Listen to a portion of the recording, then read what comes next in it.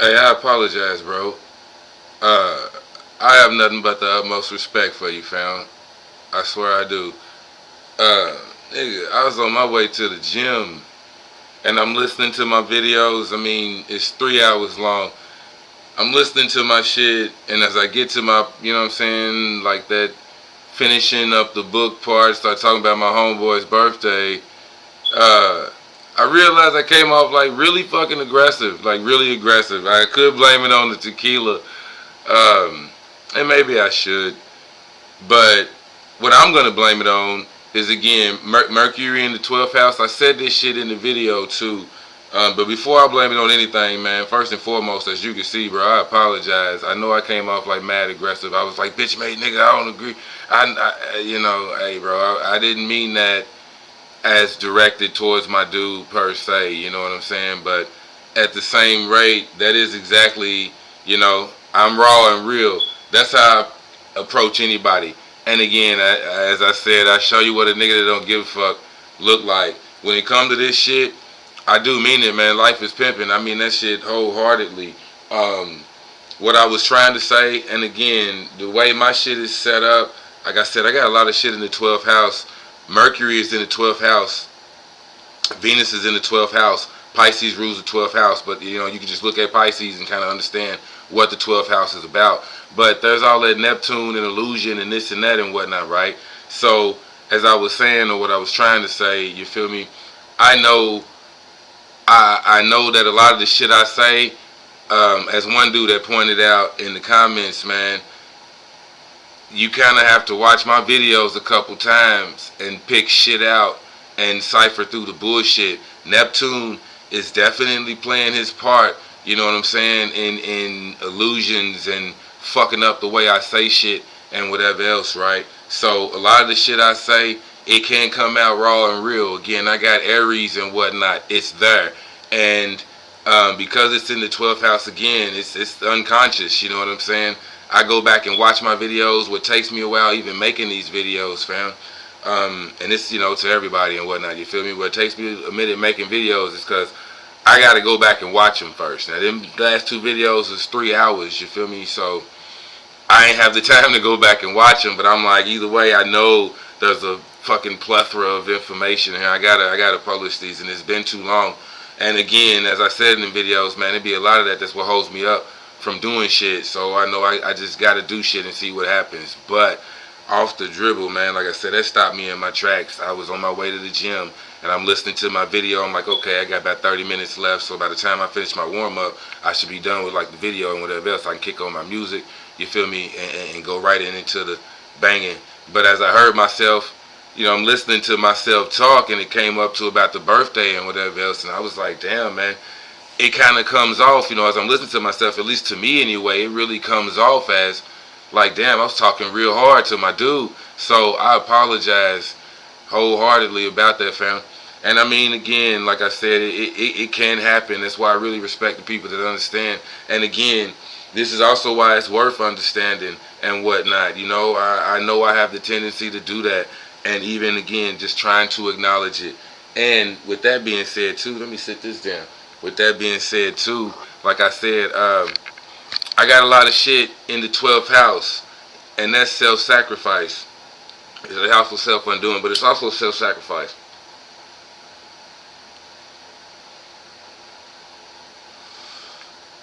So be it. You feel me? I don't mind crucifying myself. And like I said, either way, with all my every shit, I ain't scared of no nigga.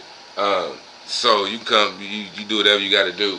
And I've been done with this planet for a long goddamn time. So I mean, you know, if it's your monkey ass that's strong enough, whoever it may be, to take me off this goddamn planet, then more power to you, my nigga.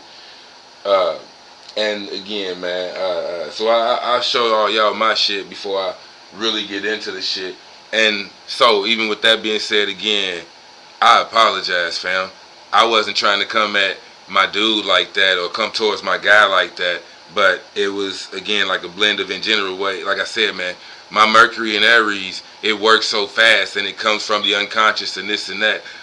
Sometimes when I'm talking to people, I literally got to tell them, like, you know, By the time I get to actually saying shit, I done already thought 10, 20 more thoughts, you know what I'm saying? Like chess, you got to be 5, 10, 15 moves ahead. So my mind is already working like a scout, you know what I'm saying? Scouts, they scout ahead in the army, you feel me? The scouts, they scout ahead and they see what's up and this and that, come back and tell everybody else. You see what I'm saying? But they done already seen. So Aries is the scout. It's done already seen the forces. It's done already scouted the enemy battle camp. Knows how many horse cavalry they got. Knows how many archers they got. Knows what they defenses, they fortified. All that. See, Aries is peeping all of that shit and then coming back and letting everybody else know. You know what I'm saying? And you know, Aries gets it started. So point being, I'm just saying, man. A lot of times when I talk, or I just get to running off at the mouth, shitting out the mouth. But if I just get to running and just get to talking, you feel me? I will start pulling. As I said, I could start pulling shit from my unconscious, your unconscious, somebody else's unconscious. It could be deities, guys. I fuck with so many shits, the demons, the jinns, the genies. I fuck with so much shit. Again, I have an encyclopedia of spirits.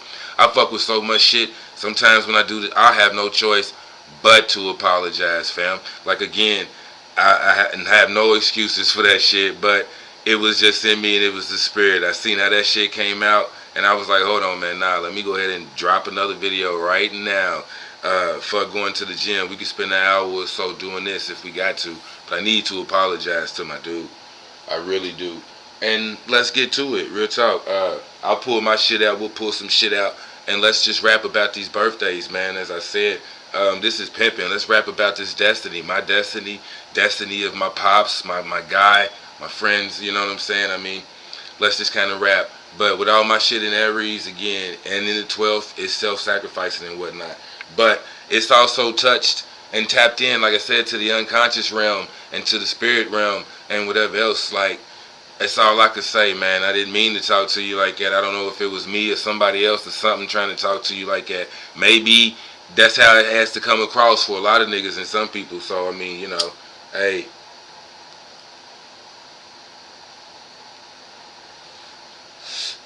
I don't know what the fuck that was, but just listening to it myself, I was like, damn, man, why we come at, it sounds like, you know what I'm saying? Even to me, it sounds like I came at my nigga kind of rough. And even with that, let me show you why I feel that way. So, yeah, let me pull out my motherfucking handy dandy. I got my shit right here. Let me show you why I feel that way. But I know some of my shit, so I know I can go straight to it. Again, we gonna go The Only Astrology Book You'll Ever Need by Johann Martin Wolfort.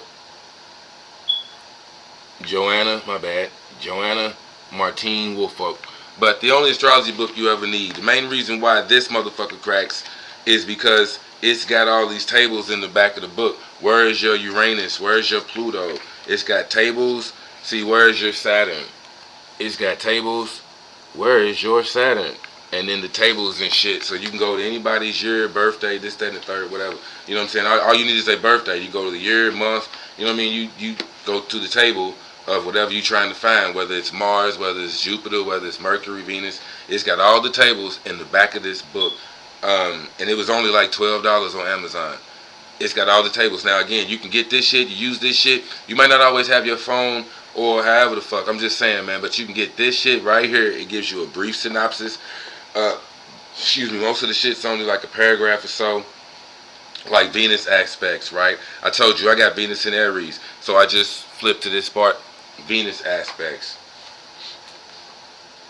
I got Venus in Aries. And I have Mercury in Aries. Mercury aspects. Okay, over here. Mercury and Venus. Good aspects, cheerful, lighthearted, artistic, native leans towards literary and creative pursuits. Books on YouTube, both literary and creative. Adverse aspects. These two planets never form major adverse aspects. At most, they indicate that artistic faculties are not expressed. Conjunction. Charm of speech. Balance between mental activities, love of art, and beauty. Now that's because, you know, it's Mercury and Venus together. I got both of them shits in Aries. So it you know, again, my bad. Let me what I'm trying to get to as I'm flipping to this shit is the houses.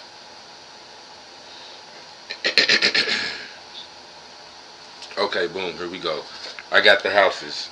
And I'm going to go straight to the 12th house because I've already kind of talked about that. Again, man, my thing kind of has been here recently. The houses, I didn't know how important them motherfuckers was, but now I do. So that shit truly like matters.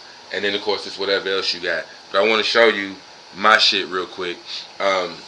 Again, like I said, why do I care? I got Venus in the 12th house, right? And this is also, you know what? Like I said, let me take a more, because when I get worked up, man, I'm telling you, I might as well pull that mask out because I'm getting ready to chop every nigga. It's going down. But as I said before, man, part of the reason why I slowed down and stopped even doing like my partner's chart is because it was like, man, I know this nigga personally. I'm cool with bro. You know what I'm saying? And that's really what it boils down to, man. I believe in this shit. I'm with the shit. I'm a full-blown weirdo, whatever. That's what I like to say. I'm a full-blown weirdo, man. But I really believe in this shit. I'm really with the shit. And when I get worked up, yeah, man, that's what it is. I don't play with it at all. But I really believe this shit. So you know, some people be like, no, this and whatever else. They do hide. They do be on that. So you got to have that type of conviction. You know what I'm saying? When it comes to this, okay, sure, whatever you say, bro. All right, okay, and move on. You know what I mean? So again, I didn't mean to take it too hard on my partner. I didn't mean to confer that that's how I would handle him, or that was any of that was meant for him. I really don't. But that is how I approach this shit.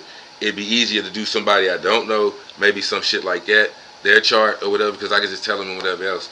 But at the end of the day, what I'm trying to say is it'd be like, damn, man, I don't want to know you that personally, or I didn't know what I was getting into. You know, like I told him when he first asked me to even like do this shit, it was like, sure, you never know. Like that's why I got into the jewelry and shit. Somebody asked me to do it, you know what I'm saying?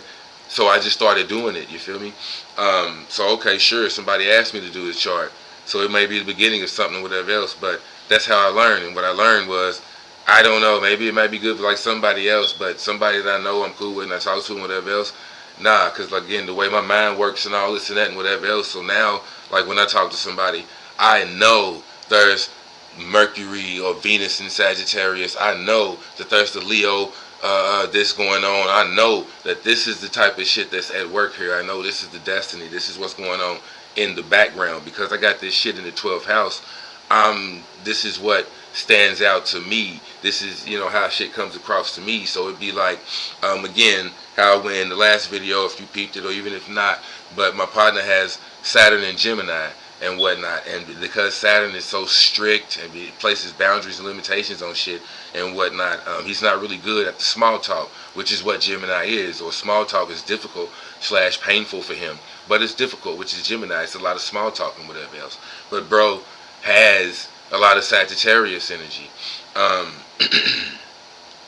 but it's difficult with the small talk. It basically makes any conversation that he gets into, it might start off as small talk, but he has to be aware that it may start off as small talk, but when he gets into it, he's going to make it deeper, or it's going to be whatever, you know what I'm saying? His kind of small talk ends up being the, what was it, the pedant, the pedantic and pedant, that word I need to add to my vocabulary. But excessive in minor details. It could be stressing over the petty shit. Nobody wants to keep talking about petty shit or whatever, you see what I'm saying? So, but that's the way like my mind works and whatever else. Again, with all this Aries shit and whatever else, that's why like I remember I even tried to like tell him like, bruh, I don't know if you want me to do it because I don't see any of this shit as good. You see what I mean? I told a good one of my good friend, man, told this nigga, I was like, me and her was talking, and I'm like, look, man, this is, you might want to start telling people. This is why I try to tell people. I can be honest with you, or I can tell you the God's honest truth. You know what I'm saying? And the God being me, my truth as I see it. You know what I mean? And that could even be aggressive and this and that. I have Mars in Gemini and Mercury in Aries. Mercury rules Gemini. Mars rules Aries. And these two niggas have each other's signs. So as far as communication goes, as I said, without me even knowing it, it could be so quick and it could come out aggressive and rough and raw and real. Really brutal, no tact, no strategy, straight to the point. I can hit a nigga right in the mouth, man. And it can be, so I apologize again, man. It just listening to myself too. I was like, damn, nigga, you went in. I was in the zone anyway, you know what I mean? Again, I'm on my way to the gym, so I ain't as fucked up as I usually am. I was, but now we doing this, so it is what it is. But again, let me get back to the book and whatnot. Again, fair use, all of that, fair use. This is in the public domain, whatever. Again, you can buy this book on Amazon. It's not me. It's just coming straight out the book. But again, when you get somebody's birthday, this is, like I said, life is pimping, man. When you get somebody's birthday, you can easily go do all of this shit. I'm not on the negative shit. I can't say, I'm not going to tell you what I'm on. How about that shit? But let me grab this book right here I'm looking at. Motherfucking Crystal Zodiac. Hold on, let's turn the heat off. Boom. That's no reason why I was like, man, let me go ahead and do this, man. It's way early morning. The whole house is asleep. We got pure quiet. It's beautiful. But again, the Crystal Zodiac. You see what I'm saying? You can use this information for, white, light, black, dark, magic, energy, whatever you want to call it, however you choose to call it, whatever else. You can use this shit in all kind of spells and rituals and whatever else. But like the Crystal Zodiac. What I like about this book, I'll just flip it open to anybody's anything. It would go to Leo, right? But what I like about this book, personal planets in Leo, not only does it, so as it would be fucking Leo, just begging for attention, right? It would be goddamn Leo. But it shows you Sun in Leo. You get Crystal Zodiac. I think I found this shit in like one of these stores at the mall or something. Crystal Zodiac by Kate Huang.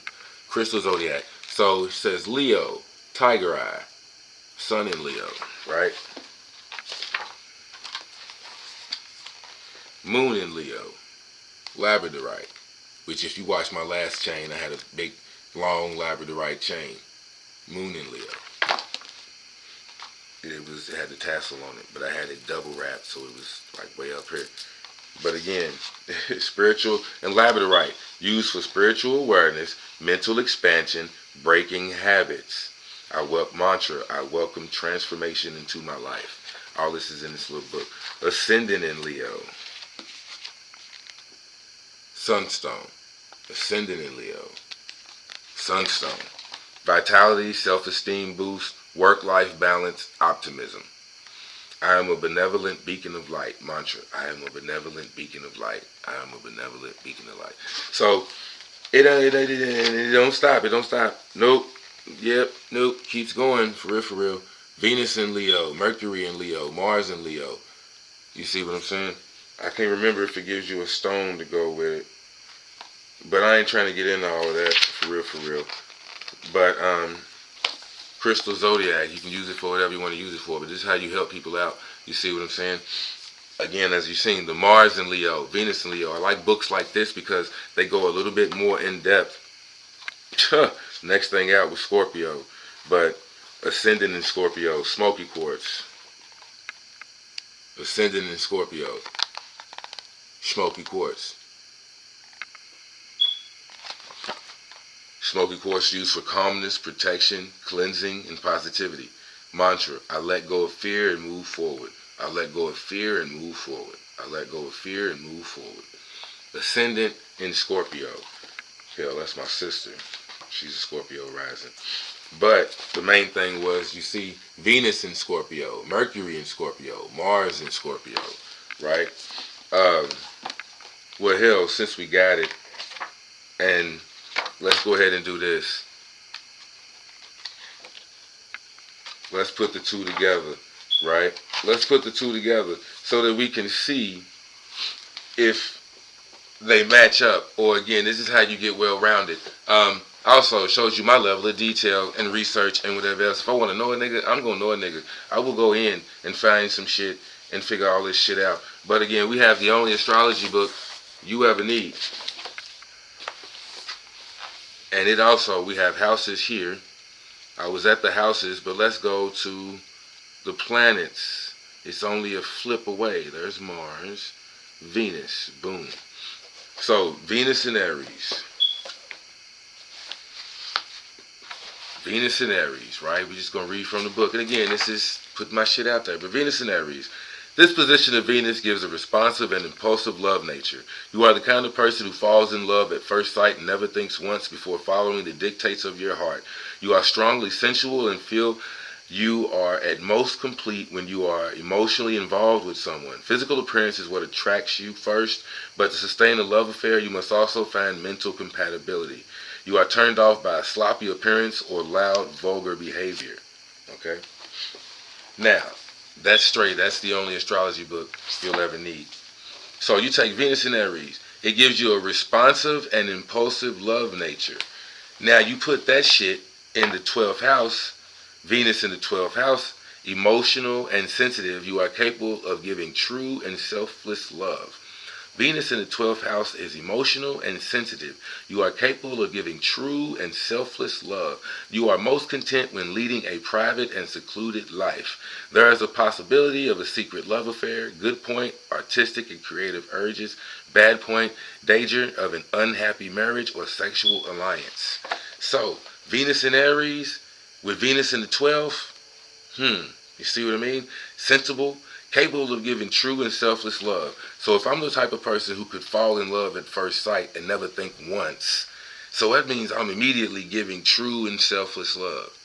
So with that being said, it's like, again, me knowing me, I'm highly protective of people I get close to.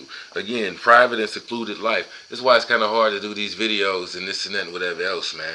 I mean, at the end of the day, like you see, I came on here and immediately had to apologize to my partner, man. That's what it is. I got this shit in the 12th house. So, like how I've talked about the science of love and this and that and whatever else, man. I'm a true friend. There are all kind of levels of love, but if you are my friend, I'm gonna be a true friend. It's love at first sight. It's not just like the intimate and the sexual, this type and whatever else. You see what I'm saying? I truly love my homeboy. You know what I'm saying? I've met him. He done left the job. We talked, met on some real cool circumstances when he very first came. I met him as a coworker. He done left, been gone for a while, came back as a coworker. So however the universe chooses to look at him, whatever else, dude is back in my life. And if I can get to the point where I'm trying to get to, whatever else, man, hey, I'm not no industrial espionage, but I'm just saying, man, if I get my company cracking the way I want to, I know a few people might leave, quit their jobs, wherever their jobs may be, and come with me. If I can entice these certain few people to come do the damn thing, well, I know I already got CEOs and supervisors lined up, you know what I mean? I got chieftains and captains and generals, all of this shit lined up. As soon, if you build it, they will come type shit. So, again, man, and I never think twice before following the dictates. It's just like, why I say all this shit in the 12th house that I got. This is why the spirits fuck with me and the gods and the deities and this and that. This is why motherfuckers fuck with me. They know, if I'm going to go in, I'm going to go all the way in. And again, we talking about Aries and this and that, whatever else, but I also got a Leo moon, so I'm extremely loyal. Extremely loyal. You know what I always, I tell my closest, and I tell people this is my philosophy on a lot of shit. But if I'm on your team, when I fuck with you, if you my people, my nigga, my squad, my soul, my whatever the fuck you want to call it, you my friend, if you're mine, my people, my folk, again, Aries is a sign of self. I fuck with you personally. You feel me? But if I fuck with you, we can play the game however you want to play it. If I'm in your corner, I will run. We can run it, play whatever play you want to play. If you ask me my personal opinion, I will tell you. If it sucks or if it's something you shouldn't do, if it's whatever, it doesn't matter. But I will stand by you, whatever you want to do, however you want to do it. Hanuman, Sun Wukong. If you Lord Lord Rama, Wukong never leave your side. Hanuman never leave your side. Brotherhood. You know what I'm saying? The Epic of Gilgamesh. This is why stories like this come across me. You know what I'm saying? Brother, never leave your side. Mars and Gemini, it's the twin. I got Mars and Gemini. I will never leave your side. Don't give a what you do. You feel me? Again, Venus in the 12th. You are capable of giving true and selfless love. It ain't about me. The science of love and whatever else. Because I love me, I have enough love and this and whatever else, I can do it for somebody else. You see what I'm saying? It's about loving you. You see what I mean? You feeling love. But anyways, again, I'm just saying that's what some of us got. That's me. Mercury. Mercury is doing Gemini shit for me. This is me. Mercury is doing Gemini shit. So, Mercury and Gemini. Let's see how right I am. But, okay, my bad. Hold on, my bad. I'm sorry. See, like I said, I'll be moving so fast. I'll be steps ahead and this and that. So, I have to backtrack my shit. Sometimes, again, I have to even remind myself to calm down, not be aggressive. Let's be Professor OZ about this. But that's Venus in Aries, right? Love at first sight. Okay, now over here in the crystal zodiac, what does it tell us? Venus in Aries. Tug of war is more fun when you've met your match. Your approach to love is like dynamite, fiery, thrilling, and ready to explode. The initial rush of new romance can have you head over heels after a first date as you live for the thrill of the chase. Because a degree of challenge or conflict stimulates you, your attention can quickly fizzle if boredom sets in. You may find solo pursuits come easier to you than long-term commitments, as passion can be difficult to sustain. Before launching into something new, use the balancing energy of rhodonite to assess what you truly value in a romantic partner and whether there's more to the connection than the lure of fireworks. Boom. So it did give you a crystal in there, rhodonite. I actually have that. In the last video I did, a little 3-hour shit, I was actually talking about my chains. In rhodonite, I have an egg. It hangs out right down around the heart area, but it's an actual egg. Obviously, I wanted it around the heart. But it's an egg, you know what I'm saying? Like the yoni egg. But I got a little egg, and it's rhodonite. Damn near the whole chain is rhodonite, but it's rhodonite with some other crystals. But I got a rhodonite chain. That's why I try to get like as many stones as I can. I be on my shit. But that's that on that, right? And again, the Venus in motherfucking Aries.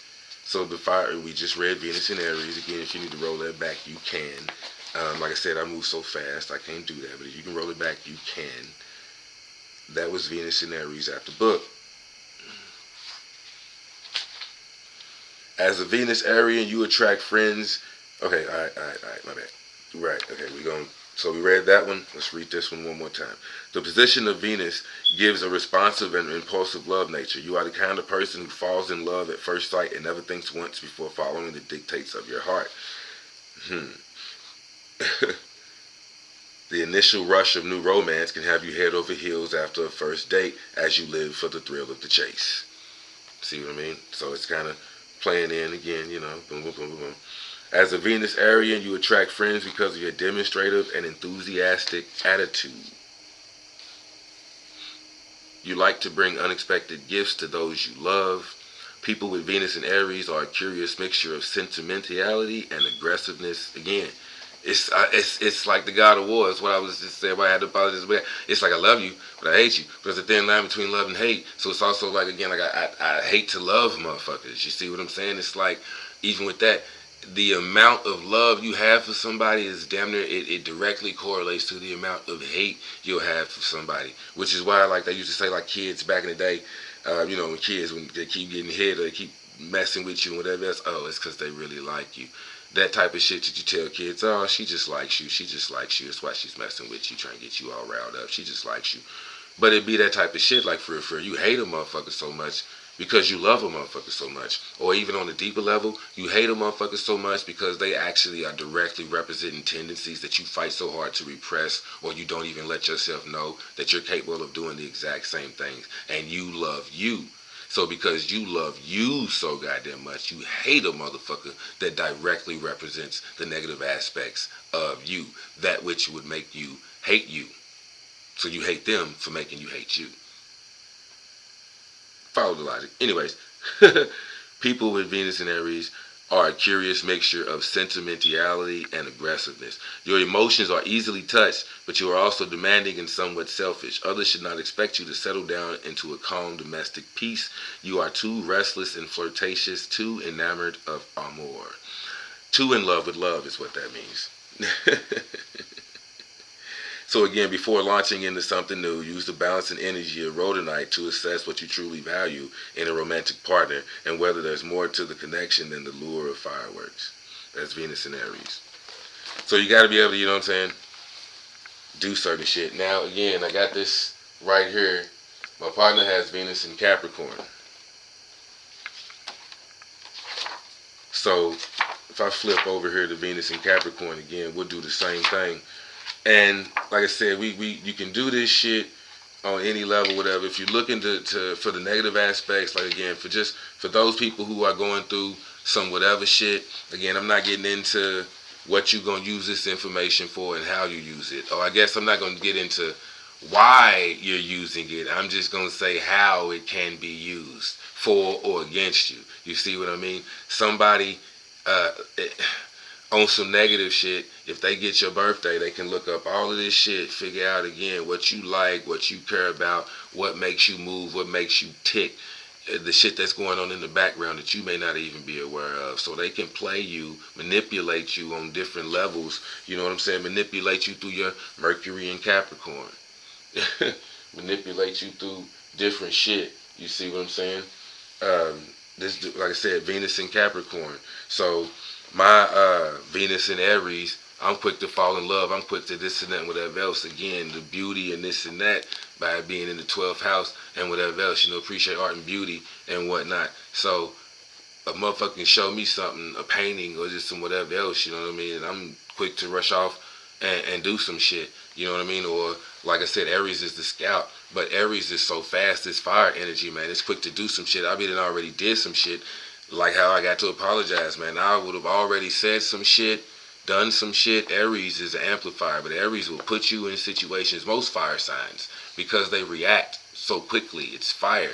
As soon as you strike the match, nigga, it burns. You see what I'm saying? It's combustible with the right energy. The shit starts burning immediately. So any fire energy that you have, which we getting ready to see too here in a second, any fire energy that you have, wherever that is, you have to understand whatever house that it's in, whatever planet that it's doing. Like I said, I got Mercury in Aries.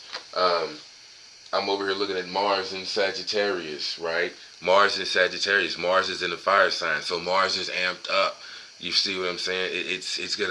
It'll fire signs, Aries shit especially, because it's cardinal. It will have you in a situation immediately, and then you'll have to just react to it. But it'll already have you there. You will already be there. Again, like imagine if the scout who goes out to scout and shit is just a scout. You know what I'm saying? He's by himself. The whole army is back there. He's a scout. He done took off. He's the fastest runner. He's this and whatever, right?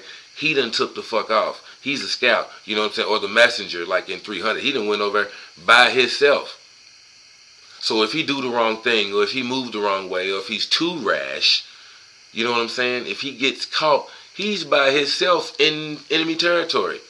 No army, no backup, no none of this shit. You see what I'm saying? So you have to be aware that Aries will fuck around and have you in them situations. And like I said, Sagittarius is a little bit of both. You see what I mean? Leo, it can start some shit and this and whatever else, because Leo is like the bonfire though. It can go on for so long that it becomes dramatic and just over the top. And it's just, you know, it becomes a bit too much, pretty much, that nobody else can handle it. It's one thing when you're trying to, like, you start a bonfire to heat up the town and this and that, but you done burned everything in the town and the fire never goes down. But it gets the fire just gets so big that next thing you know, the trees is catching on fire and then this, that, and whatever else. And it's like, see, man, look, we didn't even have to do this. It did not have to go that far. You see what I mean? So Leo energy will have you in a space where, damn it, it's already too far. And now you feel embarrassed or humiliated. Now your pride has been wounded. You've been touched somehow because you're the one that was dramatic and you didn't realize it. You was already there. Again, fire signs, even like water signs, you're already feeling the feels. Everybody else may be able to already see you in your feelings, but before you realize you wearing your heart on your sleeve, it's too late. It is too late. Scorpio, Pisces, it's too late. Cancer, it's too late. You already done exposed your feelings. You already done told niggas how you feel. Or Pisces in particular already disappeared, so it's clear on your face. You are no longer here. You done tapped out. So we already see it. So by the time you come back to reality, like, oh, my bad, nigga, that was 10 minutes ago. It's fine. You done already checked out. You know what I'm saying? Or it's too late. You see what I mean? Cancer. It's too late. The waves are chopping and this and that. You done already topsized the boat. So now that the sea is calm and whatnot, it's too late. It's too late. The storm destroyed all that shit. Sorry. The hurricane. It was a motherfucking hurricane, bitch. It's a wrap. That was Hurricane DEFCON 5 type shit. Anyways, but again, man, the fire sign just saying it can have you somewhere quickly before you even know. But so we in Venus, right? Venus in Capricorn. Again, we can go through some shit, but Venus in Capricorn. Logical and concerned with long-term success. You have a practical approach to love and are looking for someone who you can truly invest in. Because you value a measure of predictability and security in romance, you are careful with considering suitable partners and must make sure that they check off all important boxes before fully committing.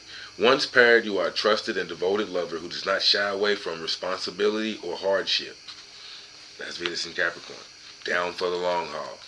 You know what I'm saying? With your realistic attitude towards love, you understand that difficulties inevitably arise in relationships and you view them as natural concerns that can be worked through with effort. While your level-headed outlook makes you a grounded partner, your constant cool may be interpreted as a lack of enthusiasm. Wearing a garnet, wow, and I made a chain for my guy, and guess what? It's a whole lot of garnet. Man, wearing garnet, a stone of revitalization, can bring more passion and sensuality to your life. And again, by my dude having a lot of Sagittarius, so that Sagittarius energy being in there as well. That's fire, it's passion. Mars is in Sagittarius to bring more passion. In Sagittarius, I mean, I'm just going to say Sagittarius is... Libras are the pimps of the zodiac. Sagittarius is the porn star of the zodiac. I mean, it's fire. It likes to be seen. And Sagittarius knows how to do many things. It likes to acquire information just as much as Gemini does. But it be on the higher purpose of things and this and that, whatever else. And Sagittarius, unlike Gemini, is mental. Sagittarius is fire. So like experience. So they can tell you their knowledge because they've done it, seen it. It's actually cracked in real life. These niggas have had orgies. Not just a threesome. You can have a threesome. That's the threesome for most motherfuckers. They might, think of threesome. Oh, nah, these niggas have been in orgies. Orgies. They have experienced it. They know what it's like. They've been there. That's just Sagittarius shit. I'm sorry. Male or female. But I'm just saying, my bad. It just had to be said. But that's my view on Sagittarius as well. Anyway, I'm saying. So Venus in Capricorn, again, it's a bit more... again, responsibility and hardship. It's almost like these guys, once they put their mind on you and whatever else, it's like hard to get rid of them. They're not going nowhere, but they're down for the long haul. They will work with you through whatever. You know what I'm saying? If they deem it, you dig. But again, also whatever you know about Capricorn, it's like, again, the lack of enthusiasm. That means that like your partner may feel like you don't really care, you don't get really worked up, you don't this that and whatnot, right? Like I knew my girl knew some shit about me, or she was tapped into some shit about me a long time ago. My baby mama, I say my girl, was my girl at the time. But I'm just saying, point being, man, my baby mama back then, she would tell me, like, I don't feel like you really care unless you get mad. And I'm like, oh, shit. Which at the same rate, like I've known since I was a kid, I used to get really worked up and easy. Again, Venus in Aries, it's like love at first sight. But Venus in Aries, Aries is the warrior. I do not mind fighting. And because Venus is there, I actually like to do it. It's fun for me. You see what I'm saying? Because Mercury is in Aries. Mercury is in Aries. You see what I'm saying? Then it's like the way I talk, my speech, and my thinking patterns. You know what I'm saying? Mercury is also the mind, it's communication, but my thinking patterns, whatever else, it's in an Aries way. So it's like strategy and this and that and whatever else, man. It's like kind of wild, but before the conversation even goes, or as soon as the conversation takes the turn towards or looks like it's of an aggressive nature and or whatever else, I'm just saying, like when it comes to a fight, I done already broke a motherfucker down in 10 different ways. How I will attack you, strike you, knock you. I done, again, worked out 4 or 5 different strategies as to how this shit could go. If I have to be on the offensive and if you have to be on the defense, if I got to be on the defensive, if I have to, how this shit could go in different scenarios and whatever. It's like that's just the way my mind works. It fucks and sucks sometimes, but fucking sucks. But that's just what it is. It's where my mind goes to. Aries, right? But again, anyways, I'm just saying, man. Even like Mars and Sagittarius, like I said, my partner got Mars and Sagittarius, and it's a little bit of both, you know what I'm saying? It has Sagittarius swings, it's mutable, it swings back and forth from Aries and Leo type shit. It's mutable, it could do either or. It kind of does do both in its own way. It does a little bit of both. Like Sagittarius can be preachy. So anyways, we've been through that. I ain't gonna go through that right now. But the point is, the Venus in Capricorn and the lack of enthusiasm, that's what I was trying to get at. It's been said like that. So when you hear shit like that, that's people talking about your shadows. They telling you what's going on in the background that you ain't really looking at. So like this is why I say when I'm on my Aries shit, or the way my Aries shit works, because it's the love. When I'm in love, I don't know, I'm not a Taurus. As basically like straight up saying, when I'm dealing with like everybody else, you might get this Taurus shit and this and whatever else. You know what I'm saying? You might even get the Leo shit. But my baby mama, the chick I'm dealing with or I'm fucking with, is love. I'm feeling you on that level. You gonna get this Aries shit. And then back to, like I said, Venus and Aries. Well, that means if I get bored, I can get bored quickly. I can this, I can that, I can whatever. You know what I'm saying? And you just got to know me. And just like I just got to know you, and I hope you can accept me, or you can keep me stimulated. I got to accept you. Or, you know what I'm saying, you can allow me to do shit that's going to allow me to be stimulated or whatever. It says, yeah, because a degree of challenge or conflict stimulates you, your attention can quickly fizzle if boredom sets in. That's my shit. You know what I mean? So it could be like, again, me being accused of not caring. Or again, I don't think you care unless you get mad. Which is back to the conflict or the whatever else. It's kind of fun for me, or just whatever. You see what I mean? If I ain't willing to fight or whatever. But when people tell you certain shit and whatever else, they pointing to your shadows. They telling you what's going on in the background. You see what I'm saying? So when you're dealing with certain people, no, with everybody else or whatever, I might be the Taurus shit. It might be the Gemini shit. You know what I'm saying? Mars and Gemini. We doing business or we whatever else. Brothers and shit. That's Mars, you know, dealing with the guys, the fellas, it's men, it's Mars. So you get some Gemini shit when it comes to the game. But her, she get this Venus in Aries. So your old lady, your side bitches, whatever you want to call it, the women you dealing with when you start falling in love, a girlfriend, whatever else, they gonna get this Capricorn. That's what you gonna do when you in romance. They gonna get this Capricorn. Okay? Over here, Venus in Capricorn, in the only astrology book you'll ever need. Over here, Venus and Capricorn. Venus Capricorns are careful and cautious about love as about anything else. You may sometimes be thought of as cold and calculating because you believe in the dictate it's just as easy to fall in love with someone rich as with someone poor. In fact, this was probably said originally by a Capricorn. However, it is far from telling the whole story. When you are in love, you are loyal, faithful, and dependable. If you don't marry rich, you work to give a mate security that includes material comforts. You may not be demonstrative and flowery. Again, see, rigid, kind of stern, predictable, insecurity. You know, you're predictable and this and that. And when it comes to love, that's kind of what it is. But you may not be demonstrative and flowery, but you mean what you say, and you say what you mean. There is a dichotomy between your emotional life and your sexuality. You have earthly passions, but you keep them separate from your mental attitude. You can be sexually involved and detached at the same time. Venus in this position indicates a personality that is jealous, possessive, and fearful of rejection. Once snubbed, Venus Capricorn's reaction is complete coldness. Complete coldness. You see what I'm saying? That's Venus in Capricorn. So even with that, maybe I sensed that. But as you see, I came straight on to the video and apologized to my dude. Whether I knew it or not, or however it is, you know what I'm saying, whether he gets 45 minutes in the video to see this or not, he might already be mad at me. Or I don't know if he didn't seen it.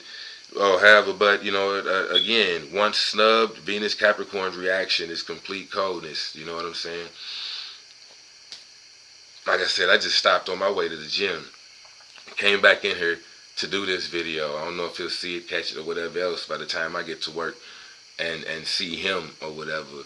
But hopefully so, rightfully so. But hopefully so, because I don't want dude to be cold to me, you know what I'm saying, and whatever else. Hey, and by being an Aquarius, you know, sun sign, born in Aquarius, oh man, like, yeah, dude might not say one word to me at all, walk straight on past me. This shit is hard. As I said before in one of my earlier videos, like way earlier videos, Capricorn, Sagittarius, Capricorn, Aquarius, and Pisces. This is the boss level. You know what I'm saying? It's also, I've heard it said through YouTube and whatever else, on my various research throughout this year. I've heard it said like these shits in a way represent karmic debt and whatever else. You know what I'm saying? This is some areas of life that you really got to focus on. That's why Capricorn is so strict and so detailed and so like really focused on it or whatever else. You see what I'm saying? This is an area of life that you really got to like pay attention to. You know what I mean? That's why Capricorn is there. Capricorn is the last earth sign and whatnot. You see what I mean? So again, the long-term, logical and concerned with long-term success. You may not have gave a shit in past lives. That's pretty much what this is saying. But this time around, you have to be committed and determined and this and whatever else, right? You cannot play with your shit. Same thing over here. If you love, when in love, you are loyal, faithful, and dependable.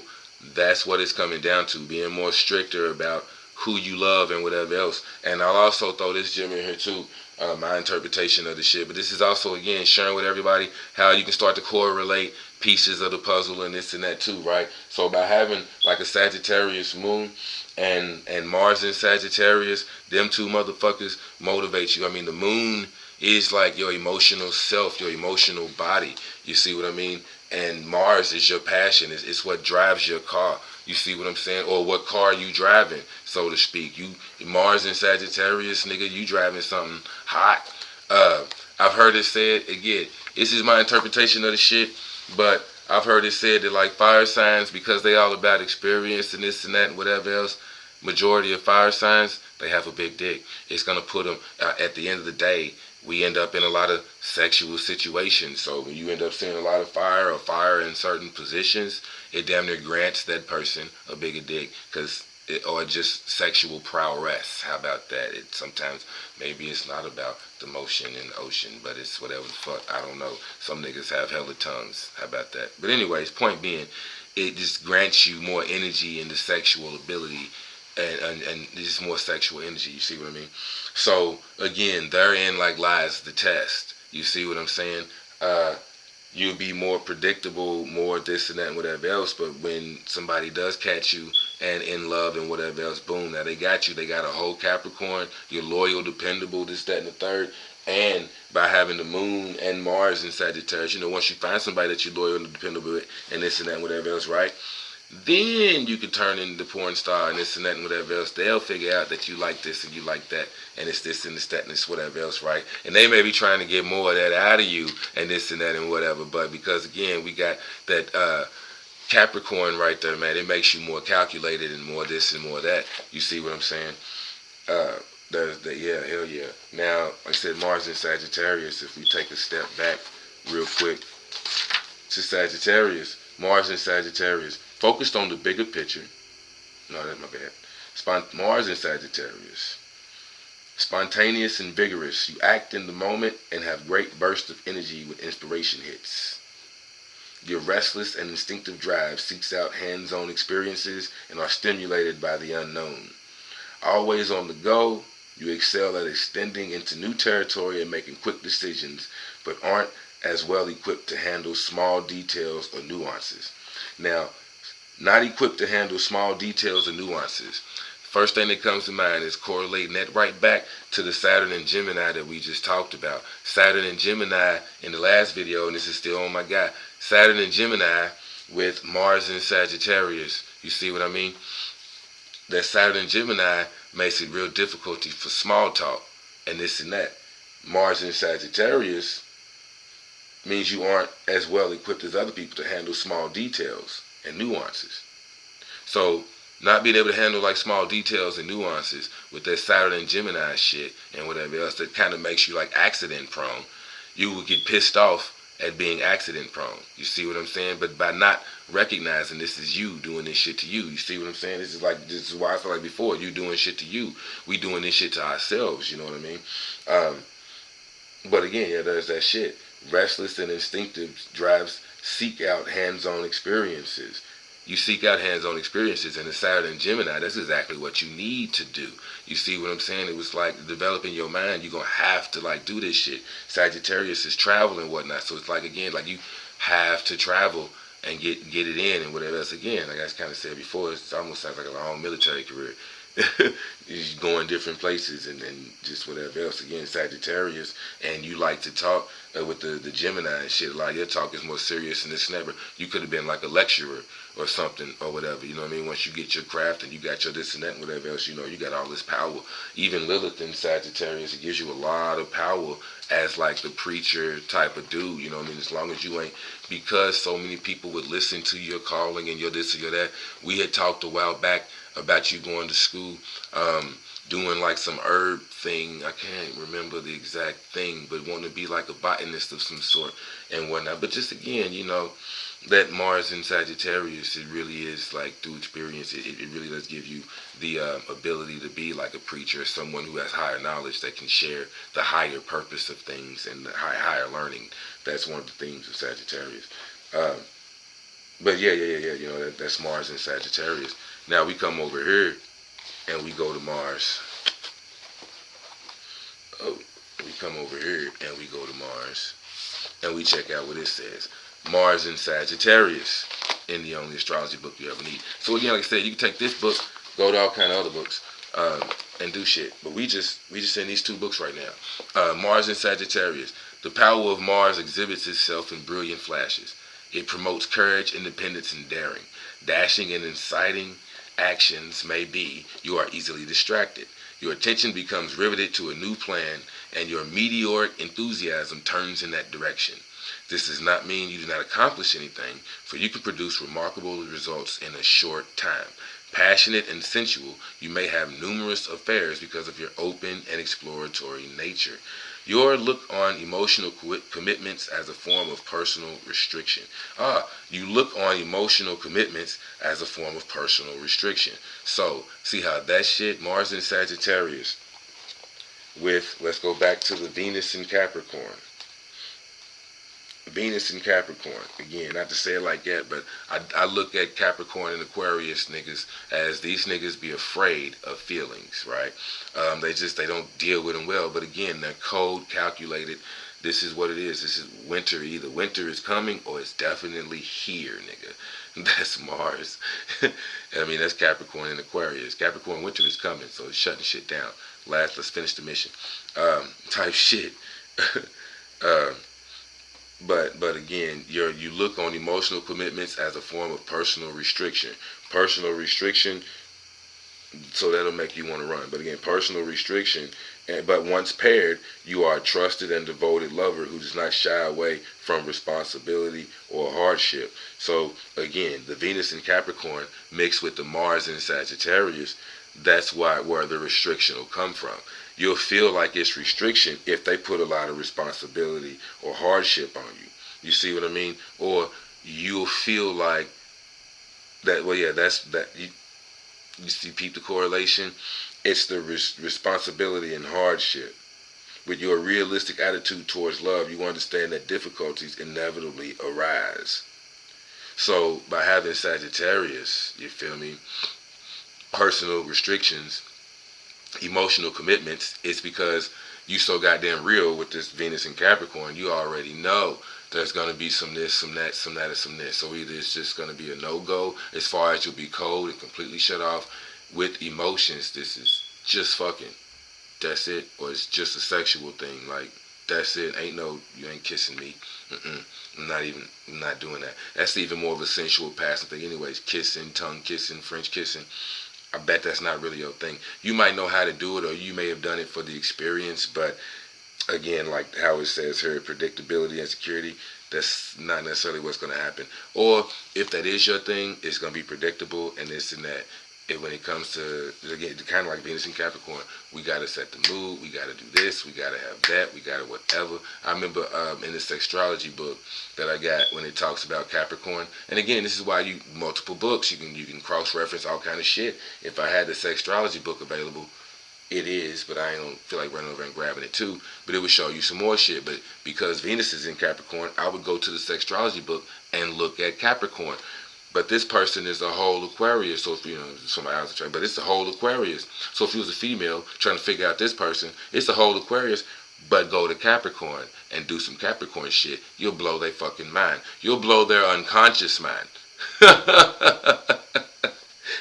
You'll blow their unconscious mind. And vice versa, man. Life is pimping. So you get somebody's birthday, you got a birthday, dog. Go figure out what her Mars is. Like, again, the same thing I'm reading, Mars in Sagittarius. Peep this. This is about my partner. But I know a couple people. I've now known a couple people that have Mars in Sagittarius. So what I know about Mars in Sagittarius, I can apply that to one of my baby mamas. I can apply that to her directly. She's got Mars in Sagittarius. Your attention becomes riveted to a new plan, and your enthusiasm and all that shit turns in that direction. A short time, so not really like for the long haul. You feel me? But Mars in Sagittarius. I got Mars in Gemini. They're opposite poles. The communication pole. On one end, you have Gemini, communicate about anything and everything, but has a whole bunch of knowledge about a lot of shit. Gemini. On the other end, opposite pole, you have Sagittarius, who communicates about the higher powers, the higher levels of shit, higher learning, the higher knowledge. But it's still knowledge and communicating. Knowledge, somehow, some way. Communicating, relating knowledge, somehow, some way. But it's the pole. Mars and Gemini, Mars and Sagittarius. So there you go, opposites, yin and yang. But point being, it's this shit. A sexual relationship quickly begins and just as quickly ends. You tend to be impulsive and act rashly. That's my baby mama. This is bro. I'm just saying, you know shit. But I know she got Mars in Sagittarius. So, it exhibits itself in brilliant flashes. So as far as she goes, and again, this is how you drive your boat. How you drive the boat. This is what car you driving and shit, right? So as it pertains to like sexuality and being sexual and whatever else, Mars in Sagittarius, it's gonna have brilliant flashes. Brilliant flashes. It's not gonna be brilliant all the time. It have brilliant flashes. Flashes. Again, it's a mutable sign. All mutable signs. Most of okay, I ain't gonna get it all. I ain't gonna say all that right now. But brilliant flashes. You know what I'm saying? So again, it's not gonna crack every single time. If you're looking for somebody who's gonna be a sexual dynamo every single time it's in the bed and whatever else, this is not gonna happen. It is gonna happen, and it'll happen brilliantly. But you'll have to, you know what I'm saying? Yeah, it's just like the lottery when you get a scratch-off ticket. You don't get a winner every goddamn time. And even when you do get a winner, it might not be $100 winner. You know what I'm saying? But you'll have brilliant flashes every time. $100 off $1 scratch-off, nigga. There you go. That's these niggas. Anyways, I'm just saying. But a sexual relationship quickly begins and just as quickly ends. So dealing with somebody like that, and I'm just being fair, I'm not trying to get into one, but dealing with somebody like that, if you was really trying to like be committed in this and whatever else, then like you may have to understand something I've said before I even knew that I had all this Aries energy and what it was doing and whatever, right? I've told my baby mama, like, you know, look, hey man, I care about the family, I care about our relationship, you know, I care about the family, I care about the kids. You see what I'm saying? As far as me and you go, kind of is what it is. But I care about the relationship. I as far as the family dynamic, I care about that shit. You see what I mean? I just know me, and I know what I got going on. Again, the 12th house is also like the house of addictions. You see what I mean? Again, secrets and whatever. But it's the house of addictions. So me having Aries, I can get addicted to the self and whatever else. It's like, it could be sexual addictions. You know, I'm just keeping it 100, right? Is anybody with Aries in the 12th house? It can get you addicted to shit. But even just saying, that being said, Aries is quick. Like I said, it can have you in situations and shit that you don't really know about, and then you'll just be there. Same thing with Sagittarius. Leo is extremely flirtatious and whatever else, right? Somebody can be giving you so much attitude, so much attention and lavishing gifts on you and whatnot with your Leo energy and shit that you just be feeling like, damn. You know, like bruh said, he got a son with Leo. He may know this energy very well because he's an actual Leo. You know what I mean? I got a Leo moon. So I go through this shit too, but this Leo energy takes you through this, right? It'll be like, damn, man, somebody done did so much for you, done helped you out so much, then again, spent all this lavish gifts on you, then hit you with this luxury and whatever else. It's like, you know what? I gotta give you some dick. Now I'm in a situation, you know what I mean? It'll have you in a situation quickly before you really realize. It's like, damn, this motherfucker poured everything on me. Well, I like the attention and this and whatever. It's like, now I gotta deliver on my end. Again, if you're not being selfish and you just in whatever else, now you gotta deliver on your end, man. And you gotta smash. You see what I mean? And it could be like, goddamn. So like somebody dealing with, again, well, like I said, it comes down to this. Let me finish the philosophy. I care about the family.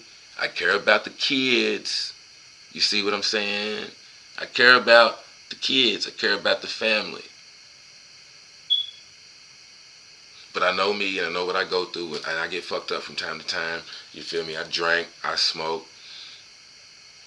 It is what it is. I'm just saying, I may be in a situation, basically, I might fuck a bitch. Again, my fire and whatever else takes experience. I may have sex. I may take a motherfucker down. I might run it in. You know what I'm saying? Again, Aries, love at first sight, this and whatever else.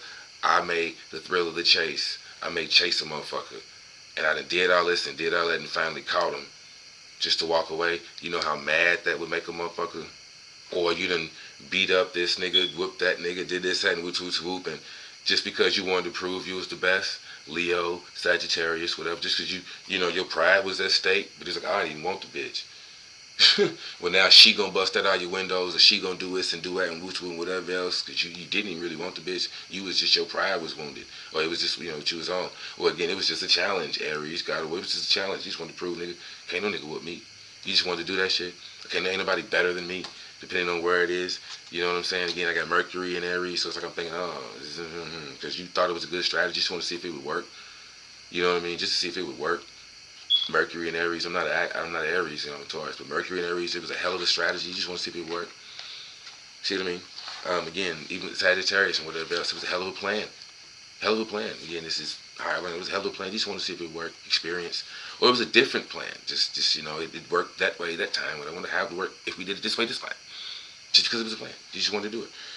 You know, again, same type of shit.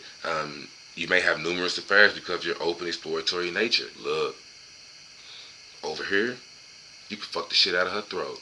Or again, Sagittarius over here, he know how to choke you the right way. He know how to do this and do that. There's more experience over here versus this guy who's just missionary, or he's got good stamina, but he ain't doing nothing with it. You know what I'm saying? Or he's got a good package, but he ain't really, there's no experience, or there's nothing new after you've done this. It may have took 10 times, 20 times, it may have took 30, but after so long, he ain't learning nothing new, or she ain't learning nothing new, she ain't trying to show you nothing new. So because of that, Mars and Sagittarius, male or female, he or she, they ain't doing nothing new. There's no reason for you to have a brilliant flash. The fuck ain't assumed a position. So it's like, oh, okay, you know what I'm saying? There's no moment where it's like, how am I getting ready to? Yeah, maybe I gotta do some, yeah, there we go, you know, hold on, I got you. Ain't no experience, I mean, brilliant flashes, it don't, hey, I will figure out, I'll figure out a way to get it in, I'll figure out how to do it, don't even trip.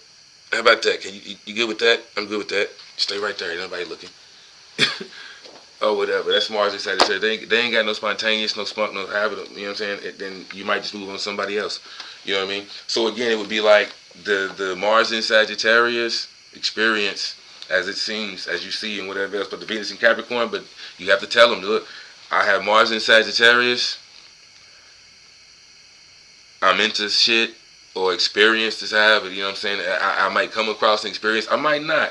Chances are, again, as like an OG, look, I'm past all that. As we get later in life, it's like, look, I'm past all that, I'm over all that. I'm good with the experiences I have, or I know enough to know now, all money ain't good money. All experiences ain't going to be a good experience, so I know enough to know what that experience is going to be like with this one. I have more discernment, more wisdom, more Saraswati now, so I ain't got to do all that. But I still might do all that. There is something that just might tickle my fancy, and before I know it, I tend to be impulsive and rashly. A sexual relationship might begin quickly and just as quickly end. So again, like knowing that male or female. Again, like baby mama. With my Leo shit, nigga, I'm top diamond king, nigga. I don't give a fuck. He ain't fucking the bitch like I'm fucking the bitch. Period. But just in general, have your fun. Go do that. You know what I'm saying? And when it's, you know what I mean, you gonna come back or whatever else, you come holler at me. It was an experience, or you went to experience that, or it was whatever. You know what I'm saying? You got to experience it, or again, now that you've experienced what you've experienced, just as quickly as it started, just as quickly as it ended. It was an experience, my nigga. Again, that's like the Sagittarius shit. It was an experience. It was just an experience. You see what I mean? I understand that type of shit because I have the fire shit. You feel me? It was an experience. That's all. Even like again, the women, it's like they look at it like it's been masculine and whatever else. No, nigga, I mean, but fire signs are masculine signs. Play it how you want to play it. Look how you want to look at it. I don't give a fuck. But women with this shit, with that nigga, it was the experience. Don't get salty. Don't get mad. It was the experience that I was after, or that I sought. You know what I'm saying? Even if it's like they just want to be in the place to experience the shit. It's the experience, man. Like I said, I know women with Mars and Sagittarius, not just like my baby mom, whatever else, but you know, just like I said, it's the experience. So again, dealing with somebody like that, or being somebody like that, and being able to tell them like, yo, hey, look, this shit might happen, this might go down, it might be this, it might be that. You feel me? Like I said, my baby mama, if I choose to deal with somebody who has this sign, again, you don't have to think that way and whatever. They don't have to do this. That's why it says you may have numerous affairs because of your open and exploratory nature, passionate and sensual. But they may not. You know what I mean? They may just think about that. You may have passionate, numerous affairs in your head what it would be like. It's something, you know, again, hell of imagination, like I said before, in the other shit. That's really how you should be operating anyway. But you got a hell of an imagination. You can dream about fucking this person. Even daydream. Close your eyes and imagine what it'd be like for this motherfucker to ram jam you. Yow, yow, yow. Or you fucking the shit out of a chick. It's the same shit, but it's be them type of thoughts that you're gonna have, or it just happens naturally. That's quote unquote destiny, or whatever. But again, taking control of the shit. If you know it and it's whatever, then you can apply that energy where you need to. That allows you to win.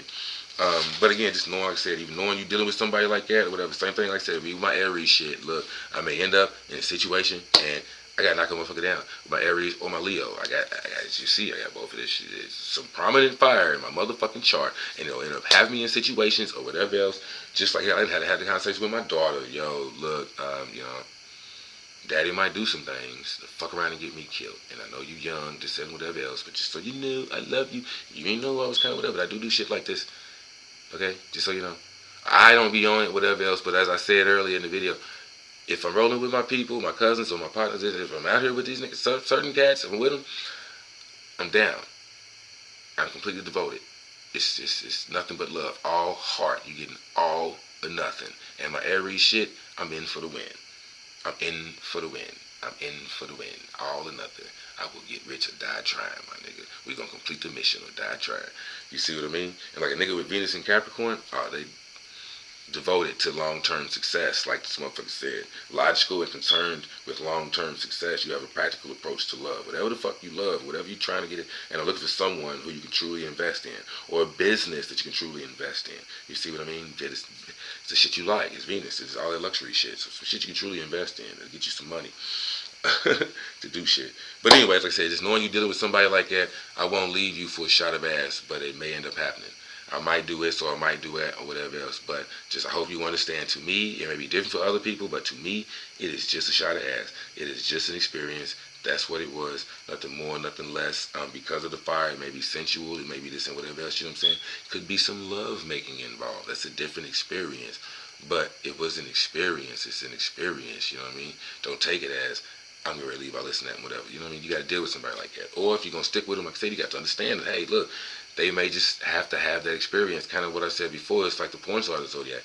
They kind of had to have that experience. They had to go through that. They had to see it. They had to live through that. It's something they had to do. But as quickly as it begins, as quickly as it ends, that phase will be over and done with. It could be done. It was a phase. It was whatever. We was young. I'm done. There's no need to do all that, whatever. You know what I'm saying? Now I know what it is. They know.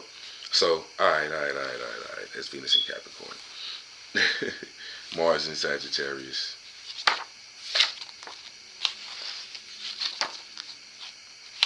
So yeah. I think we just did the Sagittarius shit.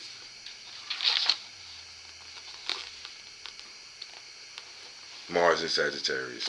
Spontaneous and vigorous, you act in the moment and have great bursts of energy when inspiration hits. Your restless and instinctive drive seeks out hands-on experiences and are stimulated by the unknown. See what I mean? Always on the go, you excel at extending into new territory and making quick decisions, but aren't as well equipped to handle small details or nuances. Meditating with turquoise, a stone of serenity and empathy, adds a degree of sensitivity and finesse to round out any blunt or harsh edges.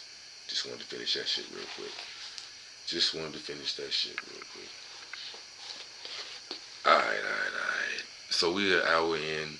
Again, just wanted to share that shit.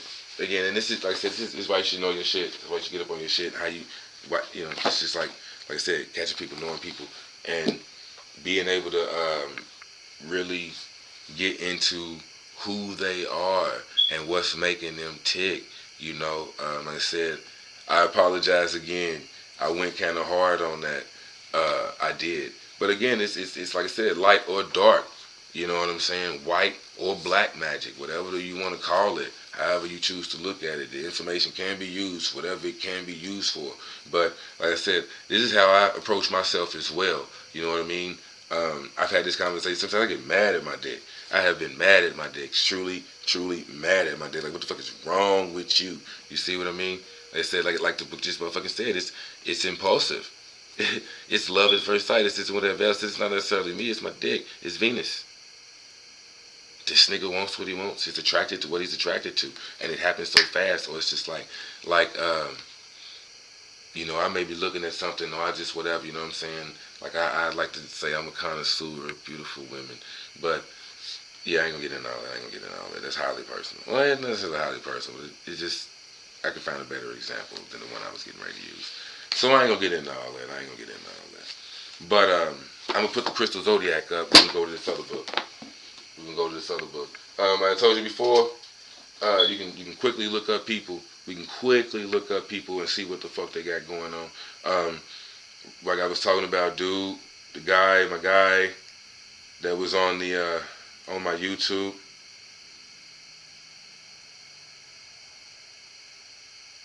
Let me pull this shit up real quick on my phone. But my man Will Tell. I don't know, the personal information, but same thing with this book. I wanted to show you this too. Like I said, now we rocking this, we rocking then.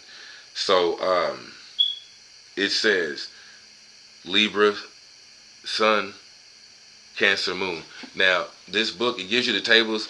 I don't think it doesn't go into, it might, but I don't think it goes into much about like where you were born on the planet and how to figure out this and that, and as far as, just some of all that extra shit, your ascendant and this and that. So what I'm gonna do is basically, it doesn't really get into, like, I guess what I'm trying to say is what time you were born, what city, state you were born.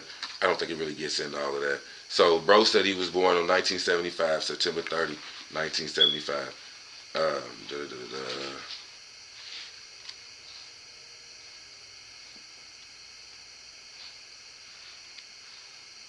Flip to it.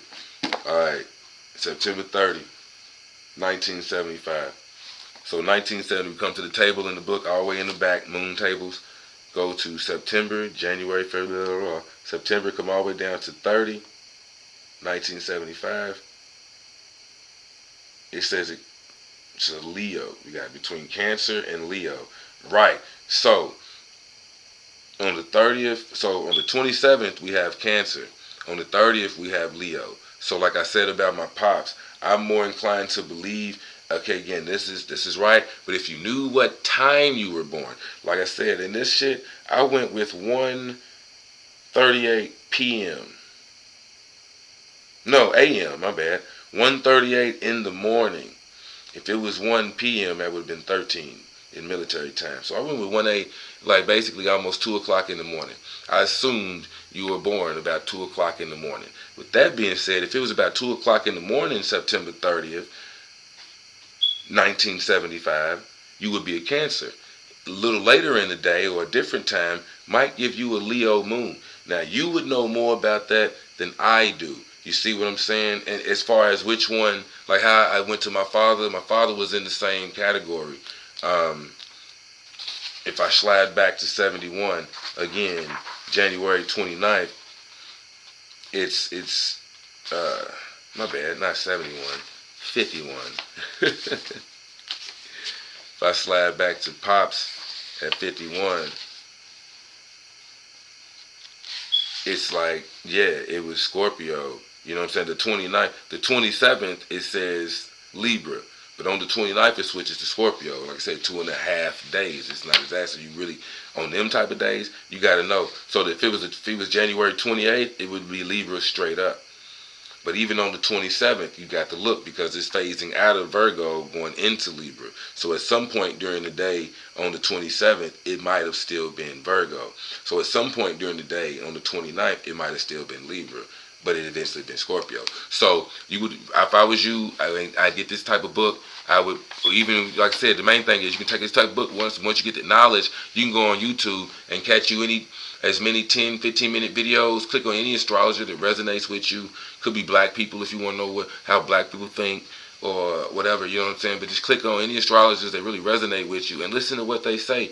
And again, I'm big on you doing the research because you doing the research, the certain shit that sticks out and stands out to you is what sticks and stands out to you. You see what I mean? Nobody knows what, I don't want to say nobody knows, but outside of you actually going to an astrologer, there's so many other things at work in your chart. Like I just showed, Venus is in Capricorn, but Mars is in Sagittarius. So the way you want to go about doing shit is in Sagittarius, but the shit you want to go about getting is Capricorn shit. You want to get Capricorn shit in a Sagittarius way. You see what I mean? You have a Sagittarius way of going about getting Capricorn shit because it makes the Sagittarius in you happy as far as the moon sign is also a Sagittarius. You see what I mean? So, anyways, so I'm just saying it's why it's like you'll zero in, you'll hone in on certain shit. Here's another little gem for the class, man. When you get your shit and you start looking at shit on YouTube, I listen to them while I'm listening to them. Even like me right now, I'm not really doing much. I'm not moving around much. So it is what it is. You know what I'm saying? I appreciate you for checking me out and whatever else. But point being, I go through the comments of some of these ones that, you know, if have a lot of comments. I go through the comments and I like to see people who put their revelations on there. You know what I'm saying? Put their testimonies. There you go. Put their testimonies. And like I said, now their revelations. Like all of a sudden, it's like, oh, suddenly I can see clearly now. You know what I mean? Again, it's a revelation. It's to put their insights, their epiphany. Oh, brilliant. Put their epiphanies on there. But I like to listen to the comments. I mean, read the comments. Listen to the comments. I like to read the comments and see what other people went through. Some of them have my exact closer to my lineup. Some people have different lineups. Some people, oh yeah, I got the sun and this and that in the 12th house. Some people, I got sun, Mercury, and Venus. So it's almost just like me, and they go through certain shit. So you can correlate some of the information to see like how it lines up and how it shakes out in other people's life and how it also lines up into yours and whatnot. But there'll be certain shit that you'll zero in on and pinpoint on that other people didn't really matter to, or that shit kind of comes out certain ways to them other people. But for me, it happened like this or whatever, right? Like somebody says sun in the 12th house. I listened to one of these videos again. There's so many I can't tell you exactly what the source is. But in one of the videos, me having the sun in the 12th house, it said the sun represents the father in a birth chart, and the father being in the 12th house so far away from Aries, which is the first house, and the sign is Aries is the sign of the self. So the father being in the 12th, so it's far away from the sign of the self. So it represents the father that's far away from that particular individual. So if you're a male or a female, and a man or a woman, and you have the sun in the 12th house, your father could be like locked up. He could be in another state. It even said, you know, for some people, like me in particular, your father could be right there in the house, but you won't have, he can still be emotionally distant. You see what I mean? And my pops is an Aquarius, so he don't even really deal with emotions that well anyway. And he's in the house, and I got this shit in the 12th house. But also, me as a father, Mars and Gemini, I'm working so much. I have so many different projects. I have to factor in my kids, like write them into my itinerary on the day-to-day. Make sure that, you know, like they're on the itinerary. They're on the list of things to do. You know what I mean? Stop, chill, have fun with them, relax, go do this with the kids. We do breakfast, this and whatever else. But even in Mars and Gemini, I'm like teaching them something. I'm showing them how to cook. I'm, playing with the toys the right way, the way they're meant to be played. We ain't just slapping shit together and just doing this and doing that. You know what I mean? I'm being creative. I'm just saying, but I gotta factor that shit in to the business. Or like it's a business, I gotta put them on my itinerary. They gotta get it in my time. But I got so much going on. Again, tying it into Mars and 12th, I come to see me as well as the father that's sort of distant. I'm not emotionally distant, but it's like I am there. Even me, like working third shift. I'm third shift. You feel me? So, like I'm up and I'm cracking right now, and the whole house is asleep. You feel me? So basically, like when they're up and they moving and they doing shit, I'm asleep. You feel me? Well, I gotta get up and interact with them and whatever else. But I'm like a little, yeah. I mean, shit. I'm here. I'm here. What's that? Yeah, I see you. Good job, son. Good job, son. Rebound. I don't want to be that guy. But again, see, there are the tendencies, the times when I kind of do have that at band recitals. Mm-hmm. No, I'm listening. Yeah, I'm there. No, I'm just thinking. I'm thinking. Because I'm used to being asleep during the day. So again, I've noticed, I'm that guy. And again, with the shit being in the 12th house and whatnot, like it has Pisces kind of rules that shit and whatever else. They could be talking to me in mid-conversation, all this type of shit, whatever. That Pisces energy, I can zone the fuck out. Immediately start daydreaming and get lost in illusion and whatever else. I'm sorry, dude. What was it? What the fuck was you saying? I could be talking to myself and immediately get lost in illusion. This and like I said, certain thoughts or whatever that I have, the shit works so fast by being Aries. I'll be talking and this and that and whatever else in my, like I said, 5, 10 moves ahead. I may be on move number 7, 8, 9. And it's like, oh damn, that's a good one. And I get lost in that. And it's like, hold on, okay, my bad. What was I saying? I was lost in this and that. And then I was so many moves ahead, I can't remember how many moves back I was. Which part was you on? Because I was past that. But where was you at? In my mind, it's like, how did you get further than I was? Thinking you the one talking. I get all them weird looks. But anyways, again, I'm just saying, point is, I go to my phone, I go to the book, it lines up. But you in particular will tell, you would know if the oh yeah, 975. You would know on 930 if it was more of the Cancer moon or the Leo moon. So because of that, I kind of would show you both of them, but actually, because I'm trying to also make a point too, let's go ahead to Mars. Because I don't have your birthday, so I can't make that call, and I don't know you personally. You see what I mean? And because of how that lines up without your birthday, can't nobody else really like tell you that. But you would just have to look at both of them. But right here again, Astro Cafe says you got the moon in Libra. I mean Mercury in Libra. So we're gonna shoot to 1975 and see how true this lines up. 1975, September 30th. Well, from August 30th to November 6th, Mercury is in Libra. So you most definitely have Mercury in Libra. So we'll take a quick look at that, lock that in. Oh man, yeah, I peeped this. Remember that we had this shit yesterday. Saturn in Leo. Venus in Leo and Saturn in Leo. And everything I've been saying about Mars and Gemini, you take that to heart because me and you, we have Mars and Gemini. Again, Mars is the god of war, and Gemini is like the sign of brotherhood. And I'm sorry. No, Gemini is a sign of friends.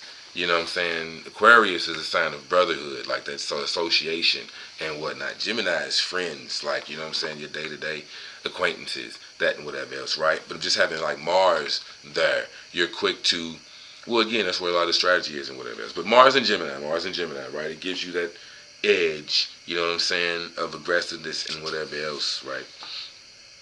So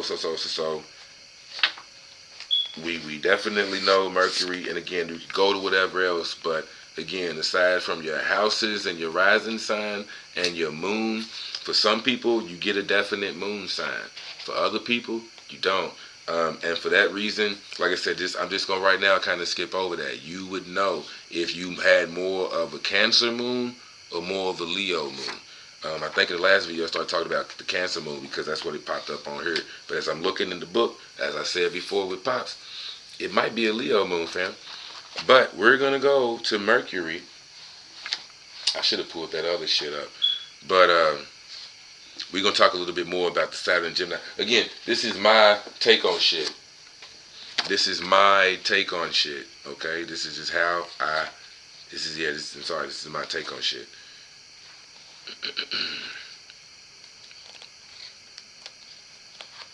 So I like to know certain shit. You know what I mean? I just it just be me.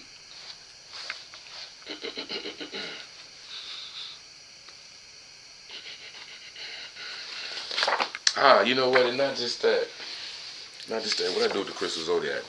We're gonna pull you out too. Now let's go ahead and do you too. Let's do you too. Because again, like I said, it's good to have these shits. I got another book. I just don't know what. Again, I could jump up and grab all kind of books, but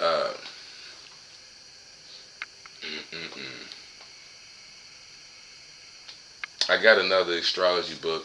It's like Sexy Signs or Sex in the Signs or something like that. But it's one of those little short, compact books. Maybe like a 6 inch book. I had to go find it real quick. But it also mentions, because it's talking about sex and love or whatever, it goes over Venus and Mars. It has Venus and Mars in the shit. So it also tells you about this and that. But it says, hey, if you know somebody with a Venus in this or a Mars in that. So again, you can cross-reference. You can add more arsenal to your shit or whatever, right? But hell, we had just came off the Leo. But anyways, Venus and Leo, right? Venus and Leo.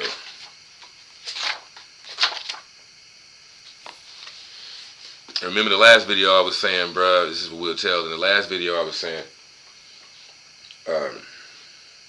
Venus and Leo. Well, I ain't gonna get in. I'm just again, how I was talking. Yeah, it was the Saturn in damn, what was it? Saturn in, you got Saturn in Leo.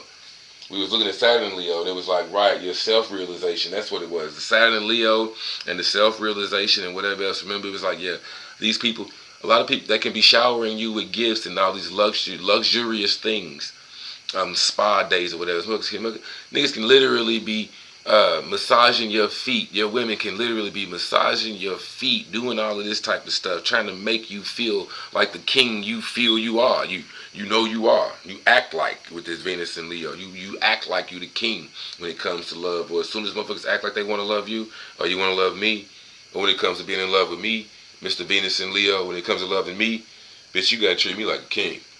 Or when I'm in love, I expect to be treated like a king. You know what I'm talking about? Kings dictate, so to speak. But there's the dark side of Leo. This is then when you know this shit, then you go to the astrology of lovers and you look at Leo. If you the person, you know this shit. But point is we was talking about, and the other thing. That's just all I was saying. The Saturn and Leo that we looked at, and we'll pull Saturn back out. That an old look at a new devil. We'll pull this shit out real quick if we need to. But Venus and Leo. Venus and Leo. Without doing anything, Venus Leos are able to attract warm feelings on the part of others. There is something so magnetic, so irresistible about you that you enjoy great popularity. You are extravagantly affectionate and generous, buying expensive gifts for those you love and praising them to the skies in front of other people. Of course, what you must have back is intense devotion, loyalty, and lots of attention. You must always be dominant in a love affair. All the world's a stage was written about your emotional nature. No one can make a scene or a confrontation as dramatic as a Venus Leo. Needless to say, you are drawn to the world of theater, and many of you are blessed with superb creative gifts. Holy shit. So, again, bro, I'm hoping you still here after an hour and a half, but holy shit. We gotta go back to it. We got to fucking go back to it. I didn't... Okay, yeah. I did not have the time. I didn't highlight any of this. Probably should have. Jeez, it's a lot of information.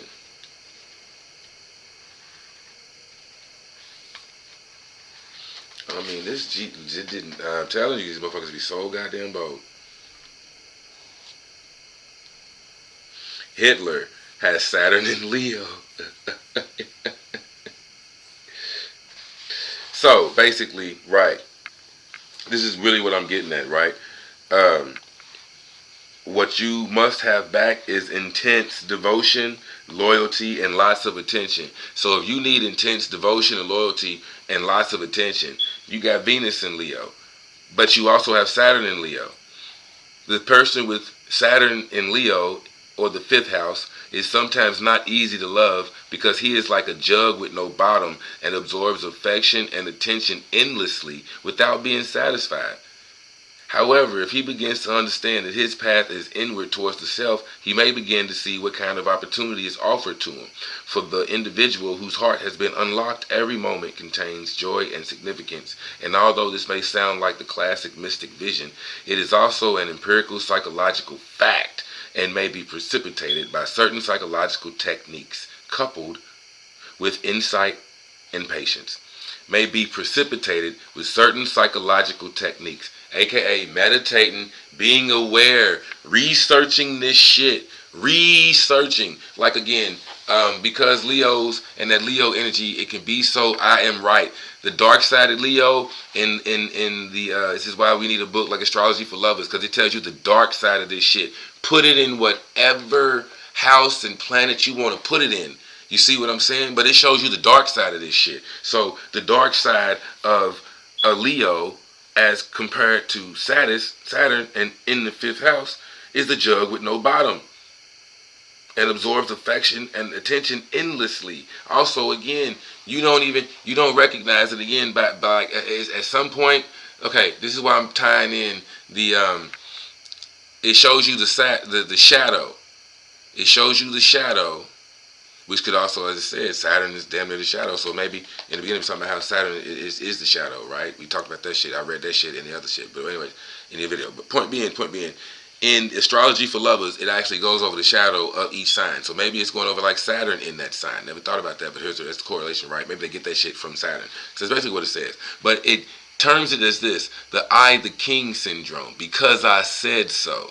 You see what I'm saying? The dictating shit. And you like that shit. You love that shit. Somebody that lets you do that shit. See, again, you'll be Libra and whatever else, but when it comes to love, it turns into because I said so. So, because I said so, and also coupled with that Libra shit, because I said so, bitch, you gonna subscribe to this, which and pay me for me to have this, which, you know what I'm saying?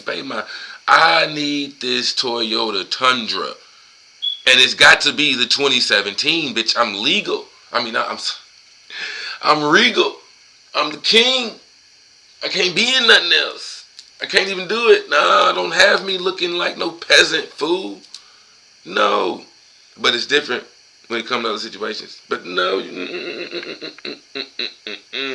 So, basically, if you can get over that shadow part and understand that Saturn's trying to show you something, even like as many times it'll give you a whole lot of people that's going to praise you for this, and a whole lot of people you're going to keep losing in your life that was doing a lot for you. And it's going to make you feel depressed like you ain't shit. But you had to understand, you, like I said, Venus in Leo.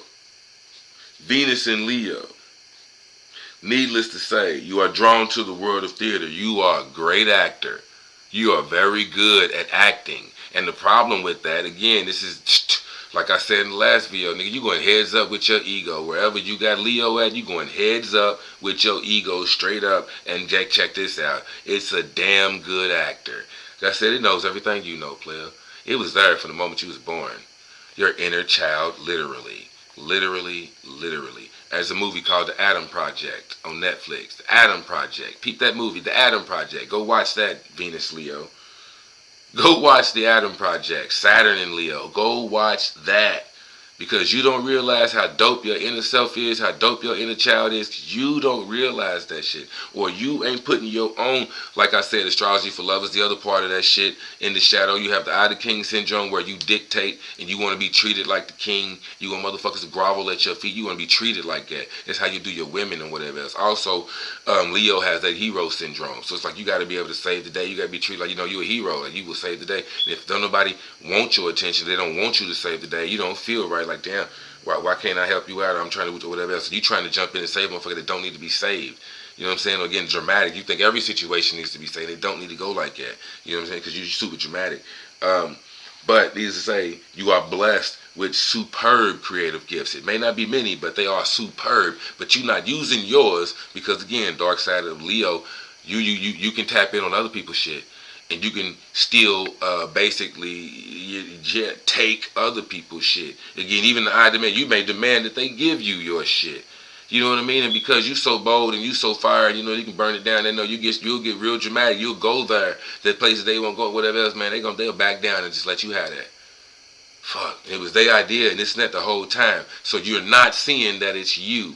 So you'll get stuck or locked into a situation or basically, locked into this rhythm of life where you feel like you got to keep finding people that are doing shit that you can basically rob them for or slide in and manipulate how to get that off of them. Or you keep people that don't know that you leeching off of they shit and whatever else. So it's gonna, again, it's Saturn. I'm not trying to be, but this is how I look at it. So Saturn's gonna keep fucking you up until you realize it's you. Till you start putting, and again, because it's Saturn, you gotta put time and discipline. It's not even, again, as it said, the superb gifts and this and that, you not gonna look at them like they superb. The world might tell you that they superb. But earlier in the last video, we was reading about the process of self-individuation. But basically, Leo himself does not need this feedback from others. He simply is, and that is enough. Leo cannot see the I and must seek it in the applause of the crowd. Loyalty and honor may become of exaggerated importance to him, for he often tries to crystallize and solidify the love of others through emphasis on the forms and codes of behavior, which love sometimes takes as its outer expression. This individual both overrates and underrates himself, but rarely perceives himself clearly. Consequently, he cannot see others clearly because he is always projecting his own evaluations onto him. And he usually does badly in affairs of the heart because of this. I told you, Leo makes you go heads up with your motherfucking ego. Period. You think you are the shit. It's also, it's like, wow, but again, as far as your creative talents, because you ain't really getting much money off of that and this and that, you're not thinking it's even good enough like for you, whatever you to do it.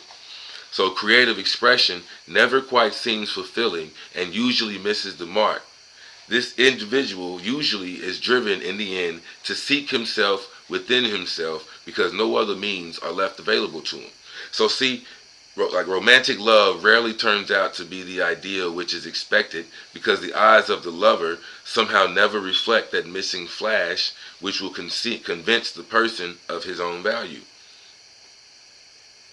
It says children who often provide a sense of purpose and significance to their parents sometimes may be a disappointment, or there is no possibility of having them for people with this placement.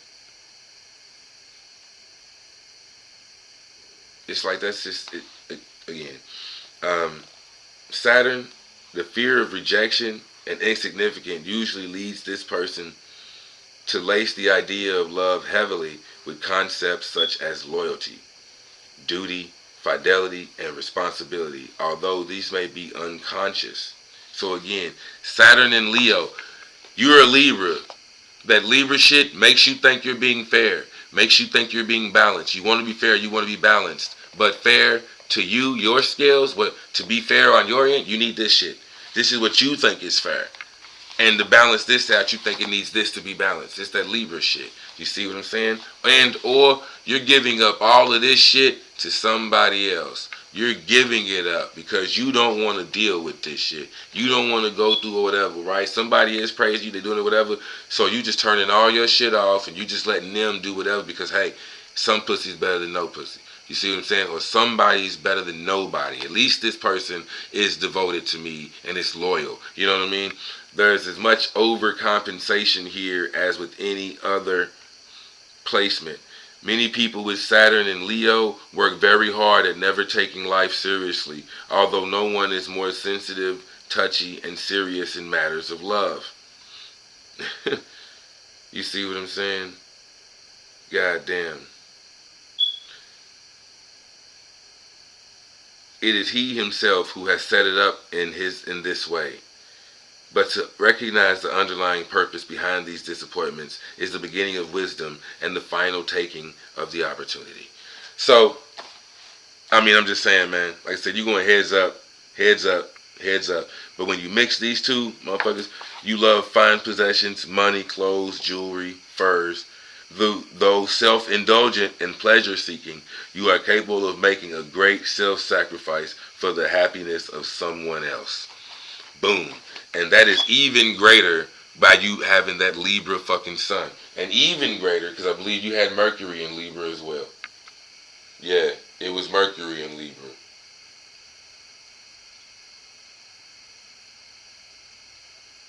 Yep, some bitch pile of monkey nuts. So Mercury in Libra, the way you go about talking and the way you handle like your day-to-day routines, your community, the way your mind kind of works, you know what I'm saying? Mercury in Libra. Your shit operates in a Libra type way. You have balancing thoughts, you know what I'm saying? It's easy to represent the other side. One of the things I said about Libra, and in the last video, I'm saying again, in this video, Libras, again, they have the uncanny ability to kind of see both sides. So if you're a male, you can have the uncanny ability to understand women on that side, or see the shit like through their side, being fair. You know what I mean? Or you can go ahead and at least consider that in conversation and in this and that.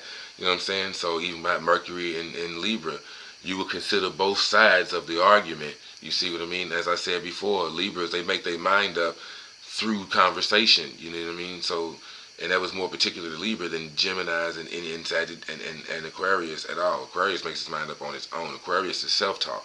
You see what I'm saying? Gemini's, again, it's mutable, but Gemini's is totally different. They acquire knowledge of all kinds, any way, shape, means, fast. You know what I mean? They communicate, period. But Libras, again, they tend to make their mind up through conversations with other people, you know what I'm saying, through the thoughts and whatever else of like other people. Um, so that being said, you are capable of making great self-sacrifice for the happiness of somebody else. And this Saturn shit, you can keep doing that shit to no avail. You see what I mean? To the point where it's like you just, because you can be more soul sensitive, touchy, and serious, you don't want to fuck with nobody because you know you're going to give it up immediately. You will make that great sacrifice. Or somebody done burnt you once. You've already made that great sacrifice and you are well known of it. I mean, you're OG. Like I said, at 1975, we've been through enough in life. We've had enough life to be able to recognize that some of this shit straight the fuck up. Like it even say you might not have any kids off the dribble and be like, God damn, if I knew Saturn was in Leo and whatever else, And even with that, you may have kids and been like that. Like I said before, not to everybody, or you may know more than most. Yes, it is love, and yes, they come with affection and whatever else, but it's also fuck them kids. They can be extremely disappointing at times. Even like I said, Leo shit, you can have high hopes like for the kids. You know what I'm saying? They supposed to be act like princesses. Again, Venus and Leo. You see princesses and queens. You dramatic in this shit. You see princes and princesses as it comes supposed to your kids, and they refuse to act as such or behave in such a way. You know what I'm saying? And that could piss you off. That's how it goes. But that's just being real. Or again, yeah, that's just me being me. That's how the fuck it goes. Venus and Leo over here. The romance-loving lion. So we got Venus and Leo. Like I said, you great self-sacrifice. Venus and Leo. The romance-loving lion rules the heart, which means you're happiest when wrapped up in a sweeping love affair. Generous and dramatic, you tend to express your affection in over-the-top ways and expect the same in return. In a relationship, you need to feel like the first priority and require consistent acts of devotion to keep the sparks flying. While not shy, you're more sensitive than you let on and may take some time to recover from emotional wounds. Wearing rhodochrosite, a stone of self-love, on a necklace close to your heart can invoke emotional healing and release past pain. That is dope. I'm so glad that they do give you, like over here, Mercury and Leo, due to Laramar's photosensitivity is best used in indoor settings away from sunlight. Okay. Larimar, stone of calm communication near your phone or computer ensures that your mindset remains open and flexible. I love the crystal zodiac. This book is dope. See, and that's what I'm saying, like Mercury and Gemini, it's usually through communicating with other people that I find out certain shit, that I learn shit. You see what I'm saying? I have Mars and Gemini. And again, you have Mars and Gemini, bro. So as I'm talking about Mars and Gemini and I'm relating this shit, this is the same shit we do. We tend to learn shit through other people and whatever else. We learn shit. This is how we research our shit. Hell, Mars and Gemini. That's why you asked me for the synopsis. You feel me? We get the summary real quick, fam. There you go. That's Mars and Gemini. You feel me? And I hope it soaks in a little more. But this is what we do. I said, man, this is what we do. This is what we do. Yeah, this is what we do. Mars and Gemini. That's dope. That's dope. But that was Mercury and Leo right there. But again, calm communication. Anyways, yeah, man, that's dope. That's dope. Anyways, I was just saying, like I said, my crystals, man. I've had this book, whatever, but I ain't never looked at Mercury and Leo until I find somebody or somebody tells me they have Mercury and Leo. Then I'll go to Mercury and Leo. But I didn't know Larimar was good for that. I have Larimar in my inventory, in my stash. You feel me? I have Larimar I'm telling you, in the land of Oz. So many crystals. We have several. But again, man, I got Larimar, and I've got it for a different reason. Didn't know it helped her, but now that I do, if I should so happen to cross, I just so happen to still have Larimar left. That's what's up. But anyways, I'm just saying. And I have rhodochrosite. Didn't know it was Venus and Leo, but I have fucking rhodochrosite. Different reason, but hell yeah, I got it. We got it. It is in full effect.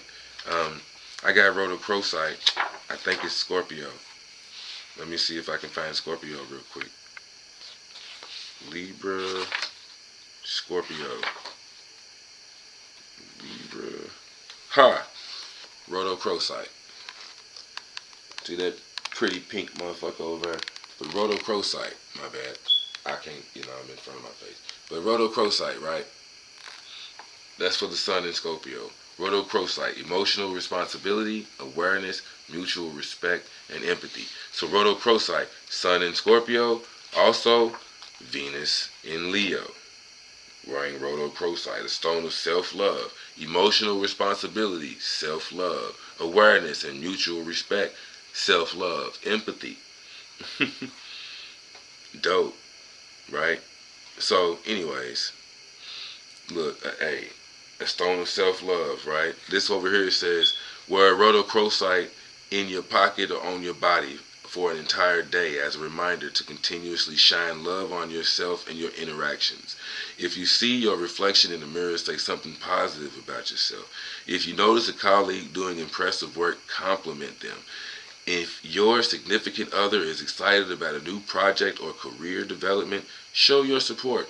When you approach every encounter as an opportunity to bring more love in the world, life naturally feels brighter. See what I mean? You become the star of the show, Saturn and Leo. Damn it, you see I got out three, I just got book. Daddy Fast Stacks. Get your books out. Again, if I thought you niggas really wanted drama, I'd have been put out the armor. Here we go. I'd have been whipped it out, nigga, and let's see what's happening. If she really want to fall in love with me, I really want to fall in love with you. I really want to know what you about. I really want to, live life with you. Hey, like I said, my man, Capricorn energy, you really want to know what's happening? If you really down for the long haul to success, I'm going to do this type of research. I'm going to go in for it. Like I said, when you want a better job, as we talk about destiny and life, when it comes to your survival, you want a better job, you want better clothes, you want to be able to provide whatever, you'll go learn them tasks. When you go to whatever job you're going to go to, they're going to train you. So you got to listen to somebody. They're going to train you on how to do this job effectively and efficiently. And if you do it like this, if you at least, as long as you're doing enough in this and that and this and that, we'll continue to pay you. You can stay here. Same thing when it comes to relationships. It's the correlation. You got to be able to connect dots. When it comes to certain people, hey, this is Venus in Leo. Some nigga might have Venus in Cancer. As a Venus in Cancer person, you are romantic and sensitive. Being loved is more important to you than almost anything else, though you often conceal this need under a hard shell of reserve. You are not, however, so blindly romantic that you don't carefully consider future security. For example, if you are a man, you may not propose marriage until you have some reliable means of earning a living. If you are a woman, you make sure you won't end up sharing your lover's poverty or struggling to support him. See how that's totally different from Venus and Leo? Venus and Leo, though self-indulgent and pleasure-seeking, you are capable of making a great self-sacrifice for the happiness of somebody else. Venus in Cancer ain't doing that shit. In a love affair, Venus in Cancer would rather be pursued than do the pursuing. You see what I'm saying? Venus in Leo. What is this just said over here? Venus in Leo, generous and dramatic. You tend to express your affection in over-the-top ways and expect the same. So if you're a Venus in Leo person and you meet somebody who has Venus in Cancer, they may say, hey, oh, I'm a Pisces. But as you acting in love, or as it comes out, the female in you, your divine energy comes out in cancerous ways. Cancerous. In cancer-like ways. Which can be cancer. I mean, it's cancer. Hello. Eat you to death. Anyway, eat you from the inside out. But when it comes to love and how you deal in love, the romantic side of you, your consciousness there in this chakra is a cancer-like energy. So this is how they do. So if you a person with Venus in Leo, my man will tell, and you come across somebody with Venus in Cancer, y'all gonna clash. Everything else might crack and whatever else, but that's love.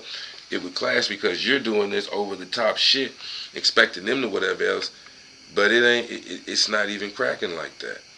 Again, Venus in Leo is self-indulgent and pleasure-seeking.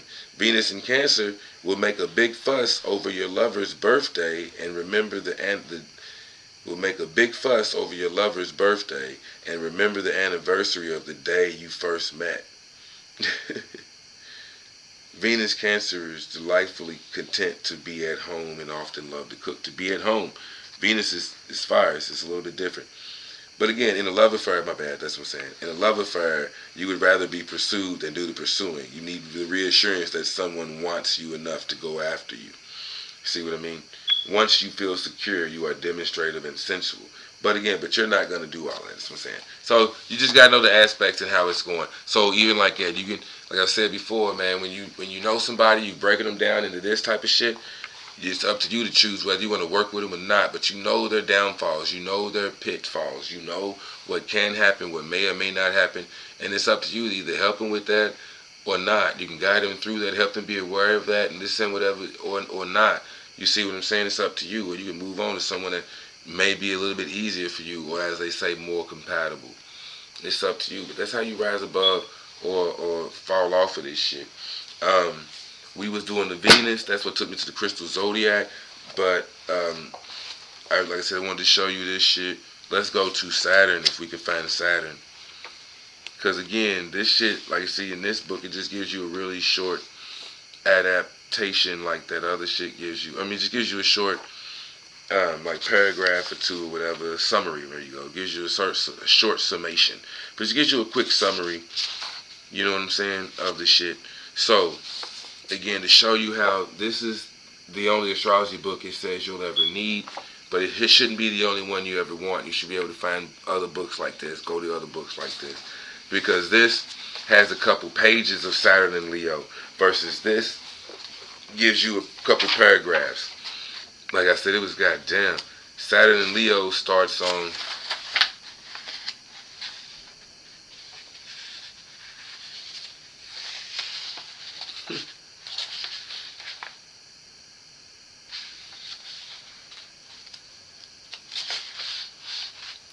Saturn and Leo is the bottom of page 79. Saturn and Leo goes to the top of page 86. So from 79 to 86, we'll just say that's 7 pages. So there's roughly, the bottom of this, the top of that, let's say 6 whole pages of Saturn and Leo. 6 whole pages of Saturn and Leo. So you get more than what you asked for. You get more in depth about this energy. And that's what we want to do here. We want to get as in depth as we can. Know thyself, right? But in this, in the quick book, right? Saturn and Leo. Oh, and I got to read Saturn and Gemini for my partner too. Saturn and Leo. Restrictive Saturn and the expansive sign of Leo are not in harmony. Saturn and Leo is likely to bring a chill to the emotions and disappointment in love. There are, however, many good points to this Saturn position.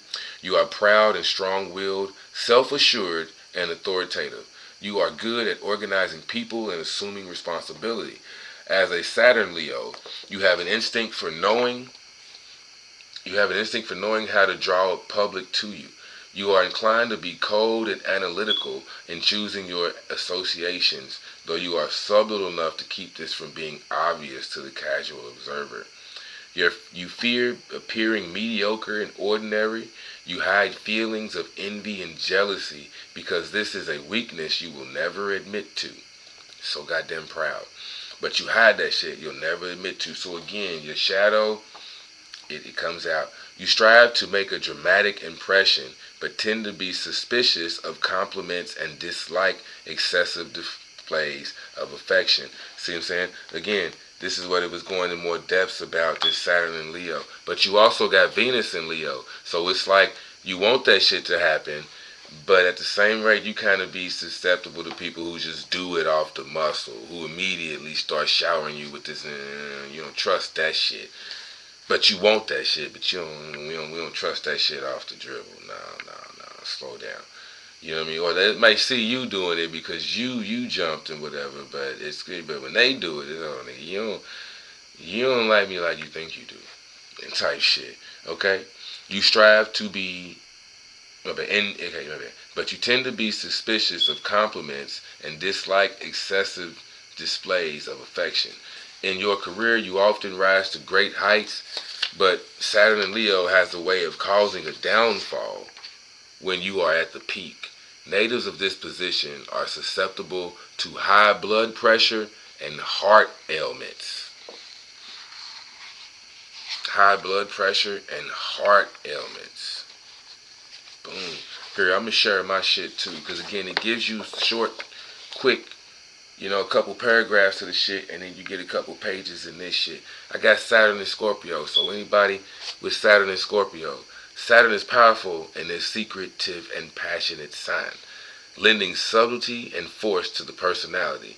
As a person of this position, you understand human motivation, which enables you to control others. Life is pimping. You heard me say that. This is why this shit comes natural to me, so to speak. Oh, I'm trying to help you out here because I understand it. As a native of this position, you understand human motivation, which enables you to control others. Your dominating strength is often hidden under a pleasant and genial exterior. Saturn, however, places obstacles in your path in the form of emotional difficulties and sometimes scandal. You tend to be drawn to secret love affairs that bring sorrow or trouble into your life.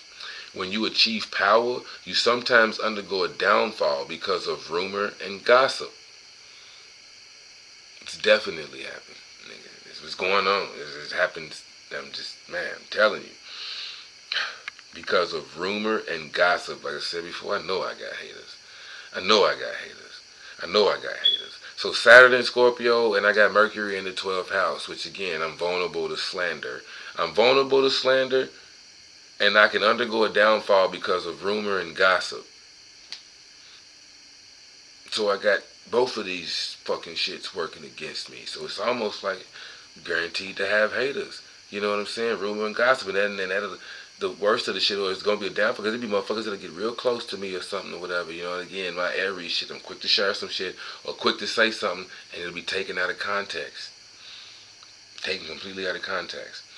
Rumor and gossip.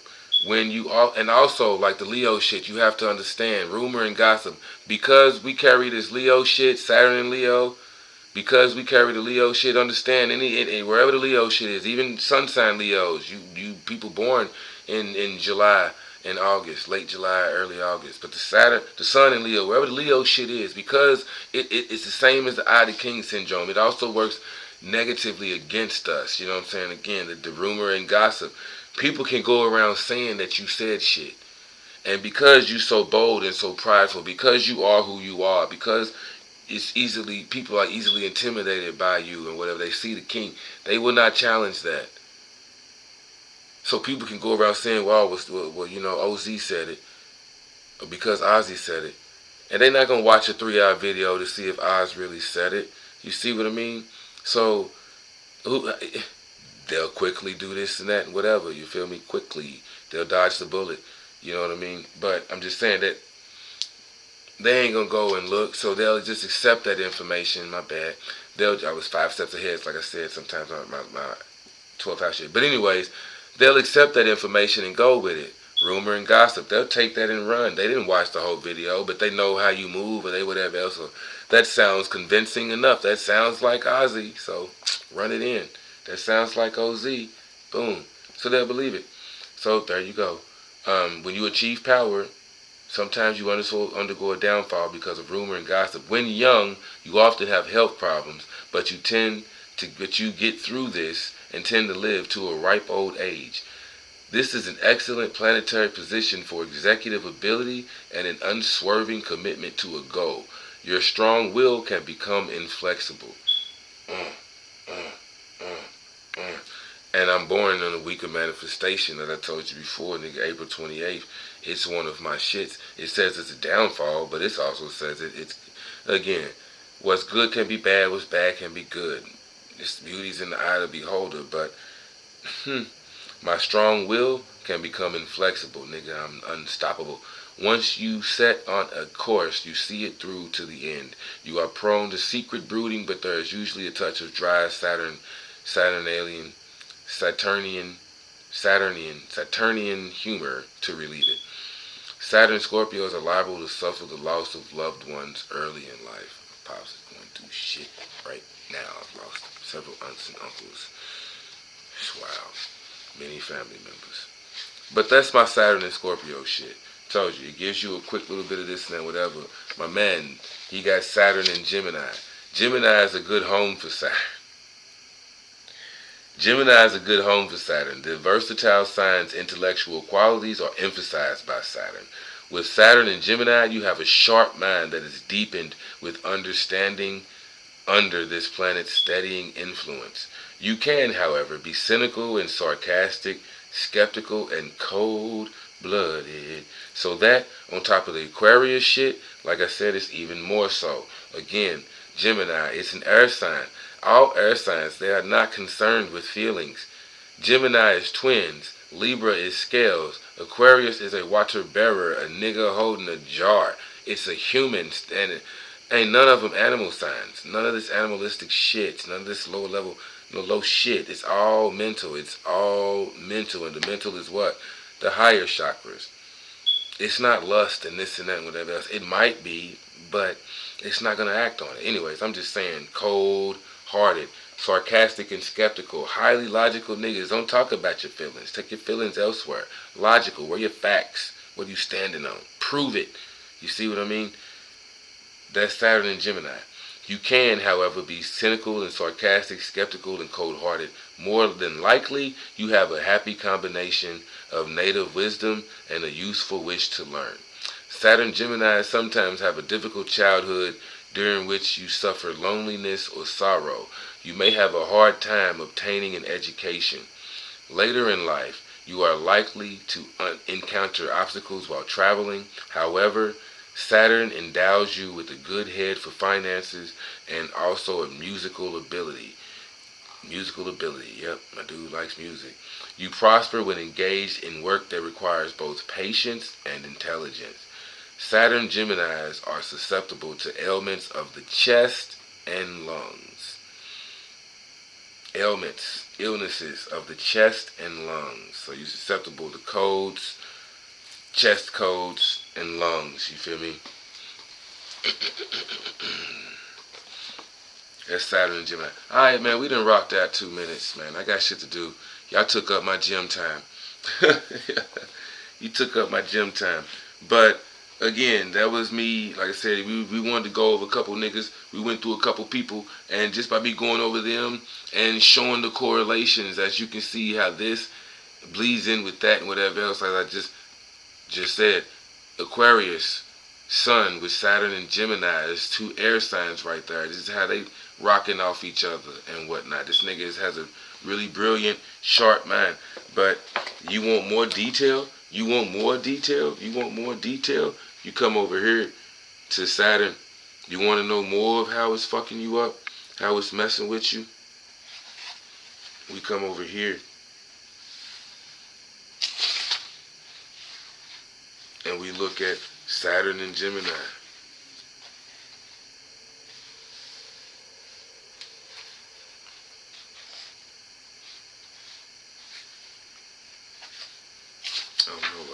read some Libra shit.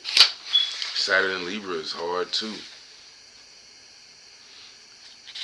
We got through a lot of the Saturn and Gemini shit when I was reading with my partner. But we'll go through some more of this because, again, I really apologize, man. I really do. I did not mean to go that goddamn hard on that. I really didn't. I swear I really didn't, bro. I have nothing but respect for you. I'm sorry. Saturn and Gemini. Gemini seeks information for its own sake rather than for a material end, and is simply curious about life and the diversity of its manifestations. As the first Aries sign, it is the intellectual flexing its own muscle. Unlike its opposite sign, Sagittarius, which seeks to correlate the diverse fragments of life and find among them a common meaning, which reflects a larger concept, Gemini is content to revel in diversity, just knowing for the sake of knowing, just having all this information and having it, just to have it, because I know a lot about a lot. That's you, Saturn, Gemini.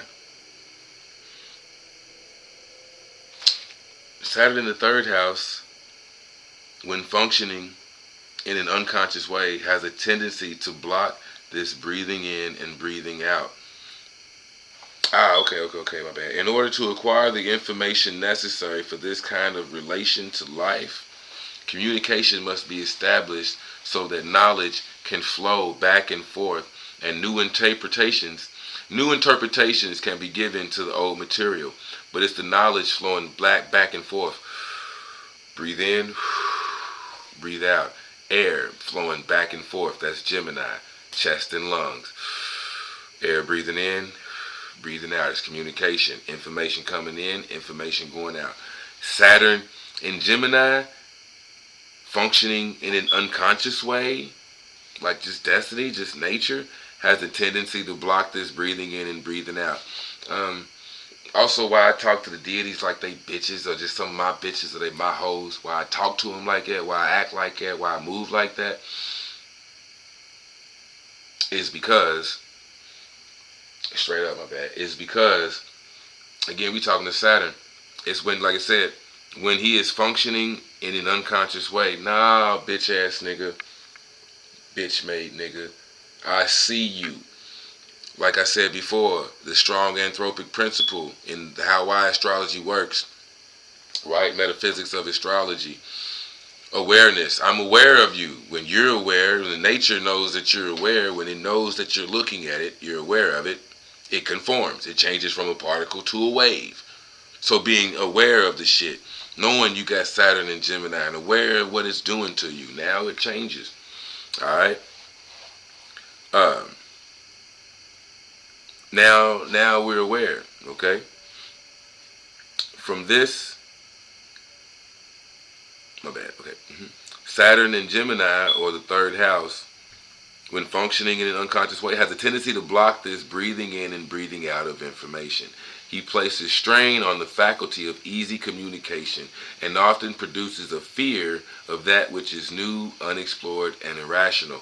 But remember, we're here to conquer our fears. You're supposed to go towards exactly that. You know what I'm saying? So this is where your nightmares and all of that shit comes from. When you have to realize life is but a dream. Hold on, this is my nightmare. I'm asleep. This wouldn't happen in real life. I would kill a nigga. Why in my dream am I acting like this nigga talk? What? Let me tell you exactly what's on my mind. You see what I mean? It reminds me of like Lilith in Gemini. Why I used to say you should really know people's. Lilith needs to be figured out too. My guys got Lilith in Sagittarius. Man, we've been rocking for a minute. I need to get off of her. Damn, another 2 hours. But I wrote this shit down. I think I looked it up because it wasn't on there. Lilith in Sagittarius, right? Lilith in Sagittarius breeds false prophets, people who are too prideful, which is also where the Leo comes in. But they may follow. Lilith in Sagittarius means you might actually come across false teachers, con artists, and you may have a talent for deceiving people. You see what I mean? That's Lilith in Sagittarius. So you got Gemini, Saturn over here blocking shit with Gemini, blocking or just making easy communication kind of hard, right? A fear of that which is new, unexplored, and irrational. But you have Lilith over here, and again, bro, Lilith gives you a high level of confidence, and it can be unexhibited, wild, and spontaneous with no restriction. You see what I mean? But Saturn is over here placing these boundaries and shit with this Gemini, which you have it in the third house. So as easy communicate, yeah, it blocks this flow out. So you, man, by being aware of these two energies again, how this shit connects, right? Being able to connect your shit and knowing other people, being able to connect their shit, right? Okay, so uninhibited, wild, uninhibited is like this is it Lilith and Sagittarius. So this is a nigga that can like walk around with your shirt off all day or whatever. You don't mind walking around in your drawers in your house in your kingdom. You see what I mean? That's that's uninhibited, you know, because you think you're irresistibly sexy and being wild and spontaneous, you know what I mean? But that wild, spontaneous, no restrictions, uninhibited, high level of confidence, you know what I'm saying? It says you will be constantly questioned or thought to be lying about shit. So, because you've got Saturn over here blocking easy communication, and it's also making you uneasy, but a fear of that which is new and unexplored, you may not share your thoughts because it's new and unexplored, but you may be saying certain shit, trying to explore shit and whatever else, and motherfuckers just think you lying. It's the Lilith in Sagittarius, you know, or that's when if somebody says that you lying, you immediately repulse. It's Lilith. It's the dark side of the personality. You immediately get mad, you know, be repulsed because, you know, motherfuckers think you lying, you know. So I'm just saying, but again, Gemini and Sagittarius, see how it just said that because they're on the same tangent. It's the same shit. It's the communication pole. You know what I mean? So again, from this, we may see some reason for the connection often suggested between Saturn's association with Gemini and Mercury and diseases of the lungs, particularly asthma and illness, which medical science recognizes as psychosomatic. It's all in your head. There appears to be a symbolic relationship between the biological phenomenon of breathing, whereby oxygen is brought into the body, and the psychological need for intake of information about the environment. Both appear to be equally necessary for survival. The former for bodily survival, you got to breathe in air. The latter for psychic survival, you have to take in information about your surroundings. This is Saturn. So Saturn and Gemini kind of blocks that shit. There are various external situations, but they all tend to reflect this psychic inability to breathe freely with the intellect. I said in the last video, Saturn and Gemini, speech defects and difficulties also occur frequently with Saturn in the third house. But let's get to some shit I didn't say. Often there is a fear behind the apparent paralysis of the mind, which sometimes occurs. As a child, this person may have been considered stupid because he or she was silent, or they may have been constantly criticized for speech and has learned to keep their thoughts to themselves. And later on, when there is no longer a disapproving parent or teacher to criticize them, they find that they have lost the capacity to share their innermost thoughts. That's why I say it goes in detail. Saturn and Gemini, right? It says you have a sharp mind that is deepened with an understanding of this planet's steady influence. Deepened with understanding. Saturn Gemini sometimes have a difficult childhood during which you suffer loneliness or sorrow. This going into detail, loneliness because you are afraid to say how you really feel, to speak how you really talk and whatever else, you know what I'm saying?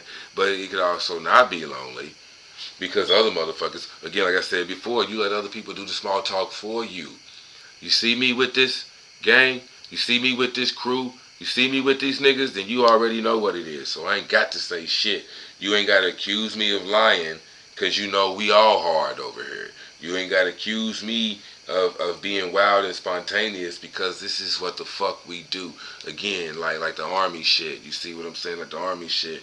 Hey, You don't have to, you know what I'm saying? You ain't got to be criticized, all this and whatever else, right? Or even that, it may be even taking even like more of a toll if they try to treat you like a child.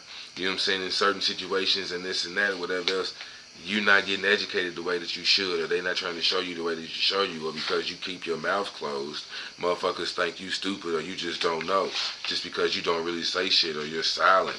You see what I mean?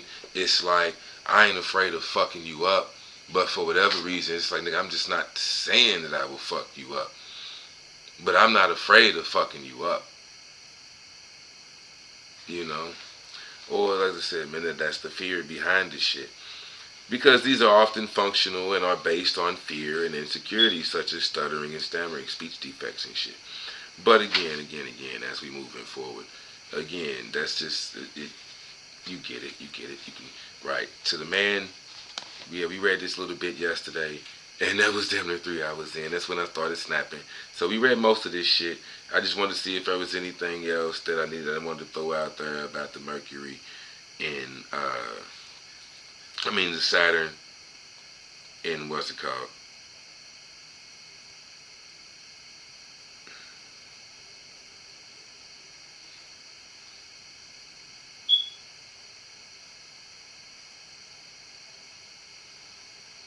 When this placement is seen from the point of view of the opportunity offered, the sense of isolation and impatience with superficial ideas and attitudes may become an inner striving for truth, insofar as this is capable of perception by the human mind. The individual is turned inward by his circumstances and his fears, so much so that he seeks reasons for things and begins to explore their structure and meaning. The inquiring mind dedicated to the intellectual understanding of those things which are shrouded in mystery or belong to the realm of the irrational is characteristic of the man with Saturn and Gemini, who has accepted his apparent isolation in the face of the more meaningful contribution he is able to make to the sphere of knowledge. Saturn only becomes dogmatic when the man is afraid of the unknown and his own lack of knowledge and of intellectual training, right? So Saturn only becomes dogmatic, stuck on they shit. No, it's got to be like this. This is what it is. This is what it is. This is what it is. Because they're afraid of the unknown, of learning something new, of knowing new shit. But once they get into that, man, these people are unstoppable. Unstoppable. And it reminds me of some other shit I said. Fuck it, we 2 hours in. I know I said I gotta go. But it reminds me of some other shit I told my partner. Like I said, man, me and her was having this conversation. And it was like, real talk. And again, like destiny and this and that. Man, when you meant for higher purposes, higher shit in life, some of us are supposed to, like I said, like just in general, man, when you meant for the higher shit in life, to do the higher shit in life, you know what I'm saying? That's when all this other shit, like how this Saturn and Gemini, small talk ain't for you. You ain't here for that. That's not your purpose in life. That's not your meaning. You wasn't set up that way. You ain't built like that. You see what I'm saying? That's not for you. Let everybody else do the small talk and whatever else. And the reason why the small talk for you, for other people, it may not be small talk for other reasons, right? Like, I got Mars in Gemini. I got to learn how to do this. The small talk, it's the medium, it's the day-to-day, this and that. You know what I'm saying? Like I said before, the Chinese zodiac, I'm a wood ox. Like I told you how I got other shit in the 12th house. I prefer to be alone and this and whatever else. I could talk to myself and these deities and these guides and all the spirits you see, all these eyeballs and whatever. I could talk to so much other stuff. I talk to the books. I could talk to fish. I could talk to so many other shit besides people and humans. You know what I'm saying? It's just, but again, Mars and Gemini, you got to do it. So anyways, I'm just saying I have this type of understanding too. But point being, you meant to get shit done. It's how you can relate. But when you start getting on your higher purpose, it just certain shit points you to the isolation and whatever else, so that you can focus on your higher purpose and what you meant to do here that will affect more. Again, like building your aura is a better way of looking at being famous. You see what I'm saying? It's your aura. Your energy is so big. Your aura is so big that your name, your vision, you know what I'm saying, the vision of you, your personality. You see, like Michael Jackson, when niggas even just say Michael Jackson, his vision pops up. You can see Michael Jackson, what he looks like, what type of clothes he be wearing. That's his aura is so huge. His music, his words, you see what I'm saying? Songs that he's sung, songs that he's written, whether he's the one that written them, music that he's produced, whether he's the one that produced it, is his energy on that shit. His aura is so huge. It is still being perpetuated. His ripples are still flowing through the motherfucking cosmos right now. So, I've said all this, and I'm gonna leave it at that. And we can get into more if y'all want to get into more. Like, share, subscribe, don't do none of that shit. Keep running and hiding. It's cool with me. I'm gonna keep talking my shit. Like I said, I pay more attention to the views. Don't give a fuck if it's 5 seconds, 5 minutes, 5 hours. You watch me, you listen to me. Thank you for your time and your energy. But comment, man, we can go in on more, whatever you want, or my perspective on whatever. Or again, man, this is how we learn. This is how I learn. This is what it is, like Mars and Gemini. Thank you for everybody that shares your shit with me. I hate to say it, Gemini, again, I communicate. I'm a communicator. Again, I do communicate and whatnot, but I do have a lot of shit in the 12, so I can't keep secrets. Unlike a lot of actual Geminis, I can keep secrets. I can hoard them shits. And again, I'm the nigga to tell you secrets. It's in the 12th house. And most niggas, they don't come here. They don't go here. You see what I mean? Again, my Leo shit, this ain't what it is. You don't want to play with that shit. Again, in the 12th house, as I read to you, Venus, I'm capable I'm truly capable of true and selfless love. So again, I got you. I can hold you down in all kind of ways. So again, if you want to know, thanks, man. And this is how we, again, it ain't even necessarily for us. It's us, but it ain't us. You know what I'm saying? All is an extension of us. You know what I mean? So thank you for sharing me with me. You know what I mean? Thank you for bringing me to back to the Crystal Zodiac book. Thank you for these books. Thank you.